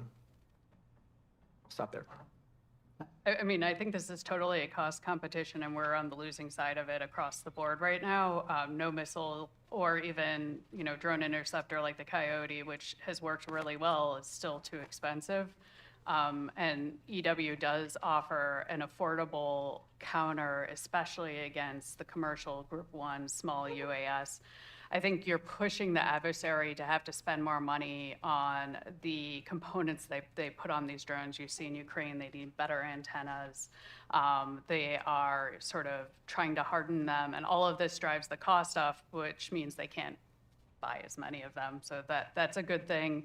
I don't think that EW is necessarily, however, the only solution. And when you look at the Middle East and what U.S. forces have been experiencing in CENTCOM lately, the 2nd BCT of the 10th Mountain Division just spent, I think, like 8 or 9 months in Iraq and Syria, and they had over 100 one-way drones fired at them, and they intercepted something like 92 or 93 of them, but it was almost all kinetics, and it was because these drones are so simple and pre-programmed that they're not as susceptible to some of the electronic counters, but their experience, which they've written about in an article on I think it was the Modern War Institute, was also highlights a cultural problem and a people problem that the U.S. Army needs to solve, where there is less trust and comfort with the electronics defenses because they might not work, right? They are somewhat more fragile. You need to be updating them, and sort of more testing and more real-world experience where they do succeed, instead of just falling back on the more expensive interceptors that we know work, but will be exhausted quickly. Yeah, I think we need to think through about how the war would look like. We're not going to be in a situation where we're ready, they're ready, and the war starts. No enemy would be that stupid to allow us to do that. So we're going to have a very bad time in the first few days of anything if the enemy gets a first strike against us. Now, in Ukraine, what they found is that it takes 4 FPV drones to take out any system that they want against almost any air defense that they have. Now, that doesn't always work, for sure. So they sometimes multiply it by 3. But if they want to take out an S-300 and they know it's in range and they can see it because we have a transparent battle space, satellites, balloons, aircrafts, all this other stuff all the way down to ground robots and sensors and spies, then what you're going to do is you're going to try to focus on those EW systems. So, for instance, a lesson from the Second Nagorno-Karabakh War. First thing that the Azerbaijanis did was they attacked air defense systems and electronic warfare systems first and tried to take all of those out.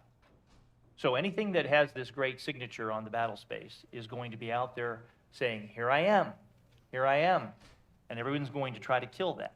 For instance, we have a wonderful APS system on some of our armored vehicles. It requires a radar, right? Must have a signature, right?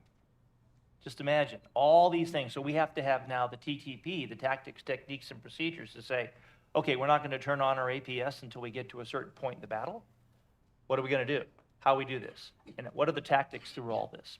Now, what all of you have to think through is what I think we call an era now of prototype warfare. If we try to create an army, Marine Corps, military, that is all fixed to a certain level. We'll never get there, ever.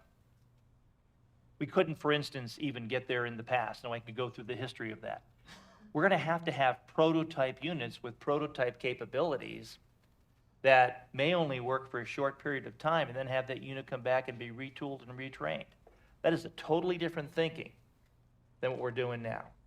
So for instance, imagine if we created a battalion or a brigade that was armed with all sorts of the latest kinetic counter-UAS systems, the latest EW counter-UAS systems and all that, and go ahead and deployed it, and then had another unit working on the next level. Because it's all changing so fast. Again, in Ukraine, 2 weeks, 3 weeks, 4 weeks, they figure out how to counter our systems, either our long-range precision fires or drones or something else. So the first thing we have to do is change our thinking. We've really got to start red teaming and wargaming this a lot more at the small unit level and all across the Army and all across the industry, because we'll come up with better ideas that way. The idea that we can use, for instance, game engines to help us learn all this is very important. I used to work in the video game industry, no kidding. Worked in Microsoft and then for an independent video game company after I retired from the Army. So there's a lot that you can learn from being able to have iteration after iteration after iteration in a red teaming and a wargaming-like situation to learn how to do it. Yeah, but how do you do that? We use Unreal Engine. We do simulation for optics. How do you do that for RFEW? Well, you can Right? do it just on a table. Just have to thinking. This is the greatest computer on Earth. If we have the right people thinking, we can do all sorts of stuff. We don't necessarily have to have the most high-speed, low-drag computer simulations to be able to think about how to get this thing going. My point is that you don't even know what it looks like. What are you simulating, right? You have to have signals intelligence. That has to loop back into how these things are simulated and developed so that you have some idea of what you're seeing, because the RF world is invisible, right? It's dark. I don't, until you capture it in the wild, you don't know what it is. And in fact, a lot of the things that are out there, they held back. They didn't do it until they went to war. Right? You hold back those capabilities until you go use them and surprise everybody with it. Exactly. Right? So that piece of it also, I think, is crucial in that the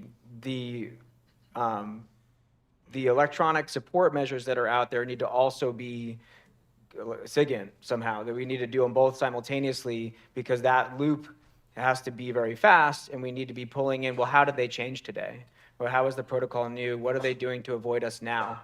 It's always cat and mouse. Yeah, no, I concur that it's hard, but it's harder if you don't try to do some wargaming and some thinking. And there's lots of ways to conceptualize these things and get an idea about how to move toward it. For instance, our simple tactics, techniques, and procedures in the Army right now are lacking in counter-UAS. So if you ask any unit, and I've been to the National Training Center and other places recently, and I asked them, if you are attacked right now by one small UAS that is going to drop a bomb on you, what is your battle drill? We shoot at it. Okay, well, your chances of hitting it are very little, and if you're all shooting, that'll be interesting, but who's directing it? How's it working? What are your plans? Does anybody have an idea about smoke? All these kind of things. So we've really got to think through first our techniques and procedures and war game all that. And then as we get higher and higher in the organization and the echelons, we start thinking about how to use more and more of the systems. But our challenge right now is that if we try to fix the Army and make it all good at some point, or any military force for that matter, move it up to a certain level, we'll fail, because by the time we get there, it's already overcome by technology, OBT. Okay, so what we have to do is we have to think of prototype warfare. We have to start thinking of doing it incrementally in smaller ways. That's how we're going to be able to adapt to this problem. Okay, great. Those are some really good thoughts. I'd like to kind of pivot into, we talked a lot about technology and trying to figure out how to change the way we think. One thing I think it came up in Congress is like talking about the discussion of a UAS branch. And obviously there's a lot of contention about what that would look like. But based off of the last panel, it was mentioned that, and as you just mentioned, every unit needs to have some kind of understanding of this. I'd like your thoughts on a skill identifier, or how do we get it where it's spread across the Army instead of making a whole branch about it? Make it where there's a couple of experts in a unit that has some expertise that can and be able to adapt and be able to trust their hardware, as we were mentioning. Like, how do you trust something that's kind of new and maybe fickle and needs updates? What are your thoughts on that, Ed? I'm not in favor of a new branch. I think that you're creating more bureaucratic divisions, and you're going to have to form a separate culture. And what you're seeing with small UAS is they're needed in every domain, across echelons, and that you are going to need specialists who have deep, deep expertise and have accumulated the knowledge and the skills to use them really effectively. Same thing with counter UAS folks, but you're finding that, at least in Ukraine, when you look, every soldier on the ground is having to be comfortable operating a commercial quadcopter, so that they have situational awareness, that they won't move without it. I'm sure Mike Kaufman, who's talking tomorrow, will tell you about this. But they're not going to be as proficient as the operator you were mentioning earlier, who is the best shot and really good at FPV drone attacks. But on the defensive side in the Middle East, you're seeing that it's just normal units, not air defense units even, that are being called on, that need to be able to detect and then respond within 30 seconds to a couple minutes.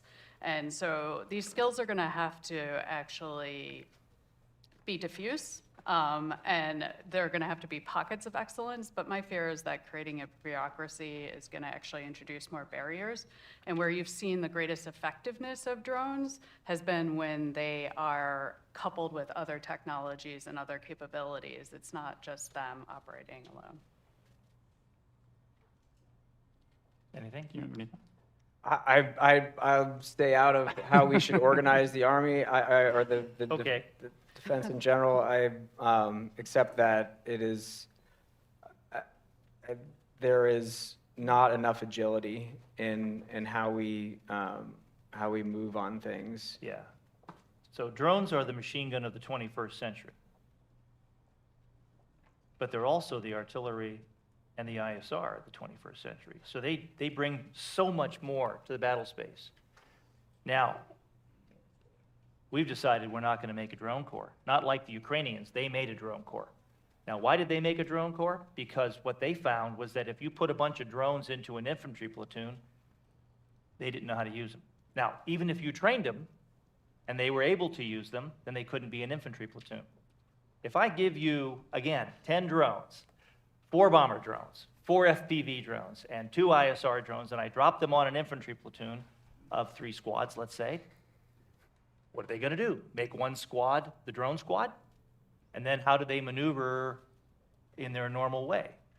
So what we need are people who are well-trained. There's only one school right now. It's at Fort Sill that is really training anybody, and it's a survey course.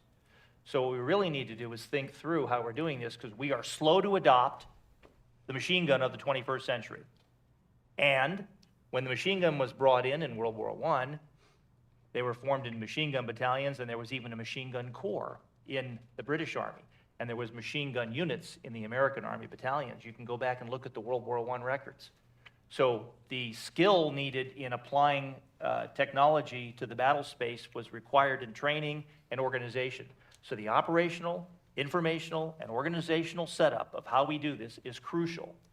And to just sort of say we're going to hand drones out to people is the wrong answer. Now, you didn't say that, and you're exactly right that it needs to be down to the small level across the force. But the practical aspects of doing this are something we really need to wargame. So I'm open for a robust debate and wargaming it, because right now, how many of you here have operated a drone in the last year? Excellent.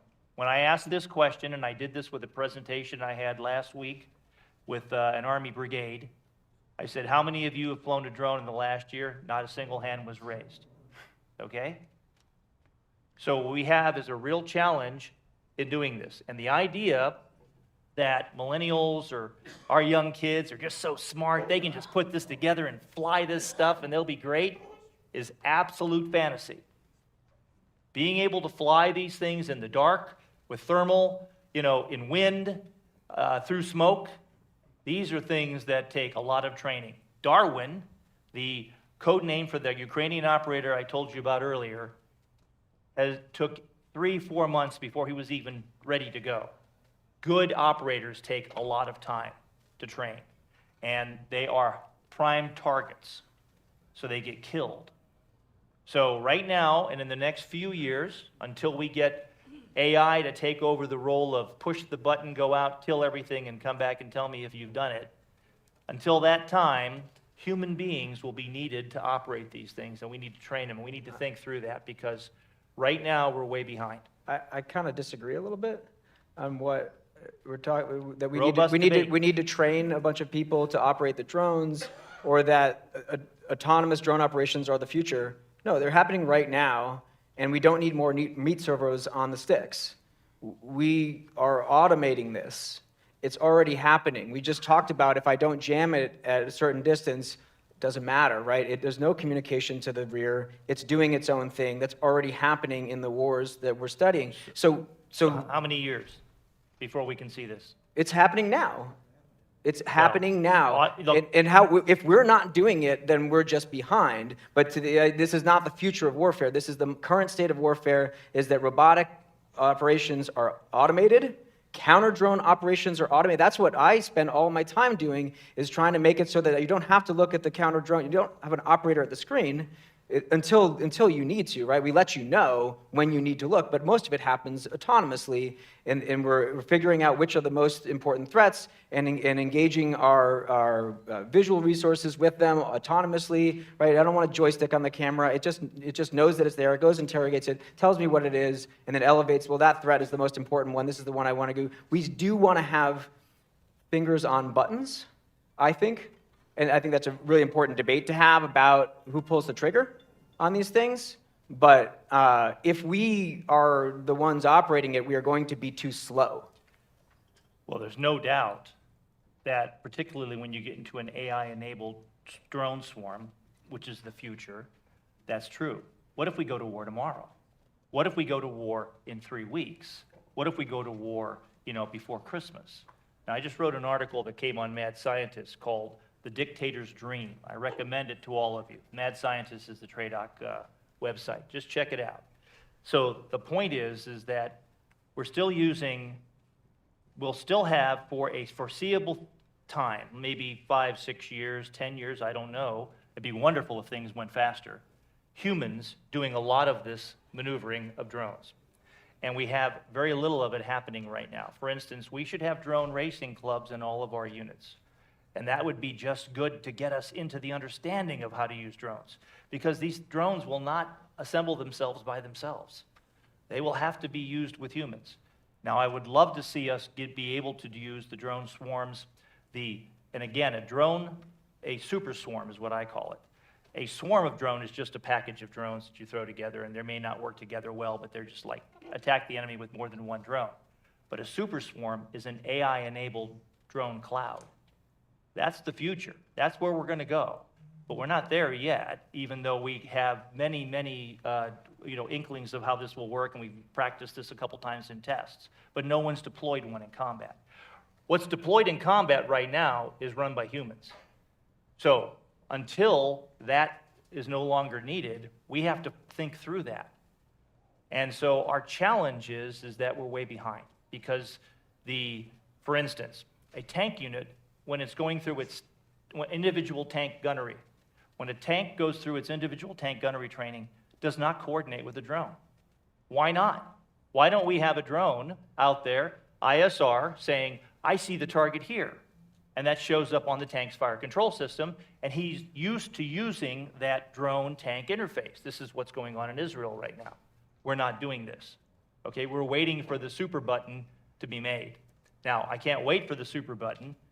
I think it's great, but I think in the meantime, we need to have all of our leaders in the U.S. military and also in industry wargaming and thinking about these things in the very hard ways that a red teaming effort would show.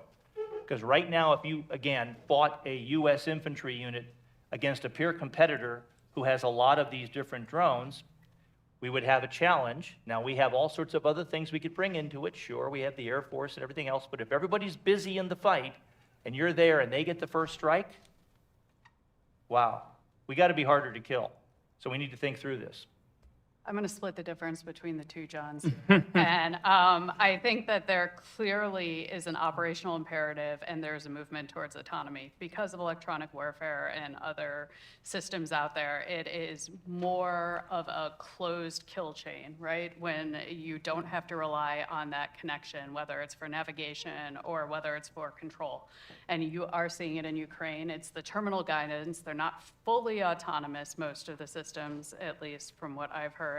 But you're getting this sort of, the operator chooses the target, and then if the radio control link is severed, it will continue and crash into the pixel that's chosen. And this is simple autonomy. This isn't really complicated, fancy stuff. And they're doing it because it works, or they need to. So you're going to continue to see this pressure for forces that are fighting that really need to have an effect now.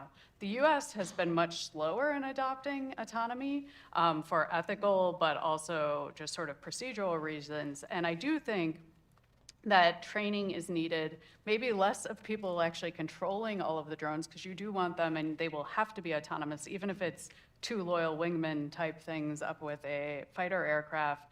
Certainly if it is a whole bunch of air-launched effects have been limited in terms of the amount of autonomy we're willing to give these systems. And we also have to build the trust and sort of ensure that they're secure and reliable. And it's that interface between the human, whoever that is, who ultimately will push the button if it's a lethal autonomous system, but also understanding how to interact with the crewed systems, whether it's a tank or something else. On the defensive side, it absolutely needs to be automated. I mean, our air defenses today are probably the most autonomous weapons that we tend to have, and we're just not going to be able to respond quickly enough. And the volume of data that you can collect now and signals intelligence is really needs to be assessed, and then it's going to have to move faster to be effective. I don't know if I split the baby there. No. And my But you're daughter, exactly who is right. 9 at a drone search and rescue camp this week, is definitely the future. So Yeah. I mean, well, you are Go ahead. you are seeing fully autonomous drones in CENTCOM, right? The 10th Mountain you mentioned, right? We know those guys, and so they are coming across without any command and control. Just one other comment: we do see massively coordinated drone swarms. You see them at fireworks displays and on the 4th of July or whatever. So this already exists. The biggest issue from my perspective of why that's not actually brought to bear on the battlefield is magazine depth. Is that they're going through so many drones, you can't fire all your bullets at once, right? And which is what these are. They're just bullets at this point. And if they do these massive swarms, what's left? We don't have neither combatant in the Russo-Ukraine war has the industrial base to just throw thousands of drones in each salvo. Well, in World War I, what they would do is they would mass all their artillery, wait for a time, and then have an offensive. Right. So why not just collect all of your drones, create your AI-enabled super swarm, and then use that to go from point A to point B to point C to make a breakthrough? That hasn't happened yet. Okay, we're not ready for that yet. We're ready, kind of thinking, but we can't do that yet. Ready in the sense of capable. So right now what we've got is humans using drones in a lot of ways to take out advancing armor and slow that enemy down within that 20-kilometer zone that Dr. Greer talked about. And that is going to expand, and we're going to have more and more drones being used across the world that are human-operated, because not everyone's going to be able to buy our expensive systems, and that'd be great if we could. Now, our counter-UAS system being automated really needs to happen because there's so many things flying, and friend and foe, day and night. We have a huge problem. Right now, if we were attacked if you're at the National Training Center, for instance, or any of our training centers, and you have your forces laid out, getting ready for the next morning's kickoff of the attack at 4 in the morning or something, and the enemy was to attack you with 10, 15, 20, 30, 40, 50 drones across the depth of your battle space, they could take out all your logistics. They would look for anything that's over 4 vehicles together. Anything that is in a crucifix-like setup shows you that it's a TOC, a Tactical Operations Center. They would hit all of the the command and control systems, try to knock out whatever artillery was in range. All of those things can happen, and our counter UAS systems are limited. Right now, they're limited, and we have very little that can take all that stuff down. Now, we have to get faster at it. We have a lot of good programs that are being developed. There's a lot of good people working on it. We need both kinetic and electronic warfare systems, jamming. But we have a huge challenge in the short term. We hopefully will fix it in the longer term, but we're slow to be thinking about this. So the more we think about it, the more we red team it and war game it, the better off we'll be, and robust debate is good. And I totally agree that automated systems would be wonderful. I love it when you have a less of a cognitive load. But if you look at what's going on in Ukraine and you look at what's going on in Israel and even look at what's going on in the Red Sea, you know, we have a huge challenge that we need to face. And if we were to go in a situation where the enemy was to strike us first, and we are across the world in positions that are in peacetime configuration, and they were to hit us first, even with drones operated by first-person view, human-type folks, they could do tremendous things, plus all the other systems that they have, the long-range precision fires. So we have to be much harder to kill. All right, thanks. So we're coming up to the question and answer time, so I'll open it up. Okay, first one over here. Let me say thank you to the panel and good afternoon. My name is Brian Ruane with Geist Robotics, formerly an electronic warfare officer with the Navy. My question is for John. So currently, ITAR exists for a reason. However, John Nag. Okay, which John? Knog. Yes. There you go. So currently, ITAR exists for a reason, obviously. However, our adversaries do not adhere to ITAR, and they constantly seek to circumvent it. If you tear apart a Shahad drone right now, you'll find it rife with Western components. And however, Western companies, innovative startups, it's more of a roadblock to add several layers of bureaucracy to get through to get your products over to places like Ukraine to help the war effort, and it also iterated your products. If you could please share some of your lessons learned and pain points of moving an electronic warfare system from the States to the front lines. It is a pain point, but out of necessity, I am the export control person at Dedrone. I know a lot about the ITAR and managed to navigate it. So one strategy that we've employed is getting commodity jurisdiction adjudication from the DDTC on our hardware, while acknowledging that with certain software loaded, it becomes ITAR controlled. That allows me, just from a logistical standpoint, to export my hardware, wiped, and then the export is a download. So that's just a logistical help. It doesn't solve the problem, but it does speed things up. I will say, to the DDTC's credit, when I put in an export request to Ukraine, they get approved in a matter of a week or so, which is insanely fast for them. Everywhere else, 3-4 months, right? And so that is a problem. Look, I mean, it's not going to go away. We do have some advantages. Some of our electronic support, all of our electronic support sensors are actually manufactured in Germany, and so, to the extent that they don't touch U.S. jurisdiction and they're paid for by other governments, sorry, ITAR. And one really interesting aspect of our unique situation is that we're also not necessarily subject to all the same classification requirements on the signals that we collect because, again, U.S. isn't involved. But yeah, it is tricky. I do think that as we see these technologies roll out to the commercial sector, even what we're seeing in the U.S. are saying they're going to let state and local law enforcement use electronic attack, right? That's coming. Police with electronic attack devices, civilians, and that's already we're the butt of the spear on that. The rest of the world's already doing that.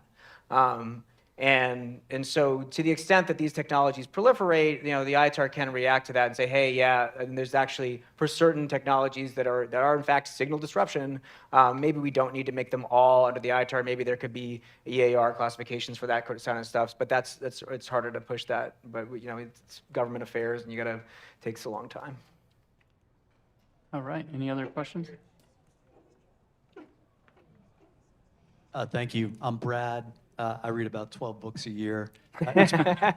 It's been a minute since I left the conventional Army aviation cockpit, but in terms of a drone corps, back in the day with Raven, we had BAOs that would go to the BCTs and oversee, 40, 50 Raven systems that were out there. With installations, the National Airspace System, I see Army Aviation being a little bit reluctant to give up that jurisdiction. What are you seeing right now in terms of, a willingness from aviation? How does that inform the future of a drone corps? Thanks. Okay, who's that for? I'll take it. We've punted on the drone corps idea, okay? The Army doesn't want to do that. The Army would like to issue drones as pieces of ammunition. That's going to require training everyone to use that piece of ammunition, which is, of course, not going to happen. We're not going to get the level of expertise. So aviation is could be a proponent. Artillery could be a proponent. Air defense could be a proponent. But the idea that there's no one proponent causes us some problems, and it causes a lot of problems for you because you don't know, how, what they need. We can't get that vision of forward to what we need. So I'm not suggesting that bureaucracy is good and we need more. And I would certainly not like to see another headquarters, but I think we need some kind of a centralized organization that is training people, and maybe they have a new MOS and they're put in weapons platoons or they're put in some other organization, but they've got to be able to operate these systems at the low tactical level. And even if they're at some point fully automated, who's going to be in charge of the fully automated, thing at every level? And if not at every level, then that one person is going to be awesome. So we've got to think this through, and that's why a robust debate is really important for the operational, organizational, and informational change. In operational, how do they fight? Organizational, how do we organize them, and who do they work for? Who supplies them? All these things have to be thought through. And informational, who do they talk to? How do they talk to do all this? So we've got some very basic things that we haven't reached, and those are all human ideas. Those are human things. We don't need technology to fix those things. We need to think through these things in a human aspect. So great question. Thank you. All right, I think that puts us right up close to lunch. So, yeah, I don't think we could take any more, but maybe over lunch you can come up and talk to some of our panelists here. So, thank you all. This is a great panel. I've always said that having a panel where there's a little bit of argument is always good. So I'm really happy. I didn't orchestrate that. I was just happy it happened. So, thank you. Hey, our second panel, give it up. Thanks. Good. Thank you. Thank you. Nice Enjoy job. that. All right, thanks. Yeah. Good. Enjoyed it. And they will also, I know there's questions, and before we go to lunch, it's got a couple things to put out. And I know there's questions to get around to. They'll be available probably for the price of a small cup of coffee. That was heated and collegial, and I think that's what VERTEX is all about. And I don't know about you, but I am fired up. So the informational breakout sessions on the QR code on the back of everyone's tag will let you know some information about our breakout sessions. Those begin promptly at 2 o'clock. They're fairly easy to find except for the Devi room that is back and then to the right in this kind of room. It's back over here. This is the Voltron room. Upstairs on the 5th floor is another room. And then on the 8th floor, 2 more rooms, one in the DIU space and one directly all the way back with the military flags. If you have problems locating that, just find an AAL person. We'd be happy to help you out. Let's see here. There's maps and signage around the room. This is the Voltron room right here. So you don't need to come back here after lunch. You go directly to the breakout rooms. But after your breakout session, please come back here at 4 p.m. We have a soldier panel hearing from real-life operators and users of current systems to tell us a little bit about their experiences. And then lastly, so after the soldier panel is our networking mixer. Please join us there. It is a cash bar, but snacks and chips are provided for everybody from our friends at Ensign. So big shout out to Ensign. Thank you very much. And to our friends who are joining us online, last I checked, it's about 80 folks. We'll be back same time tomorrow with our next round of keynote speaking and breakout sessions. And the last thing is, if you would like to join a mailing list, like opt in, we're not going to take everyone's information that's signed up and blast your email. But if you'd like to opt into some communications and join our stellar network here at the Army Applications Lab, there is a QR code as you exit the Voltron room. Just scan it with your phone, insert the company, your name, and email, and we would love to have you join our network for events in the future and for updates that we like to publish. So without further ado, we will see you all at 2.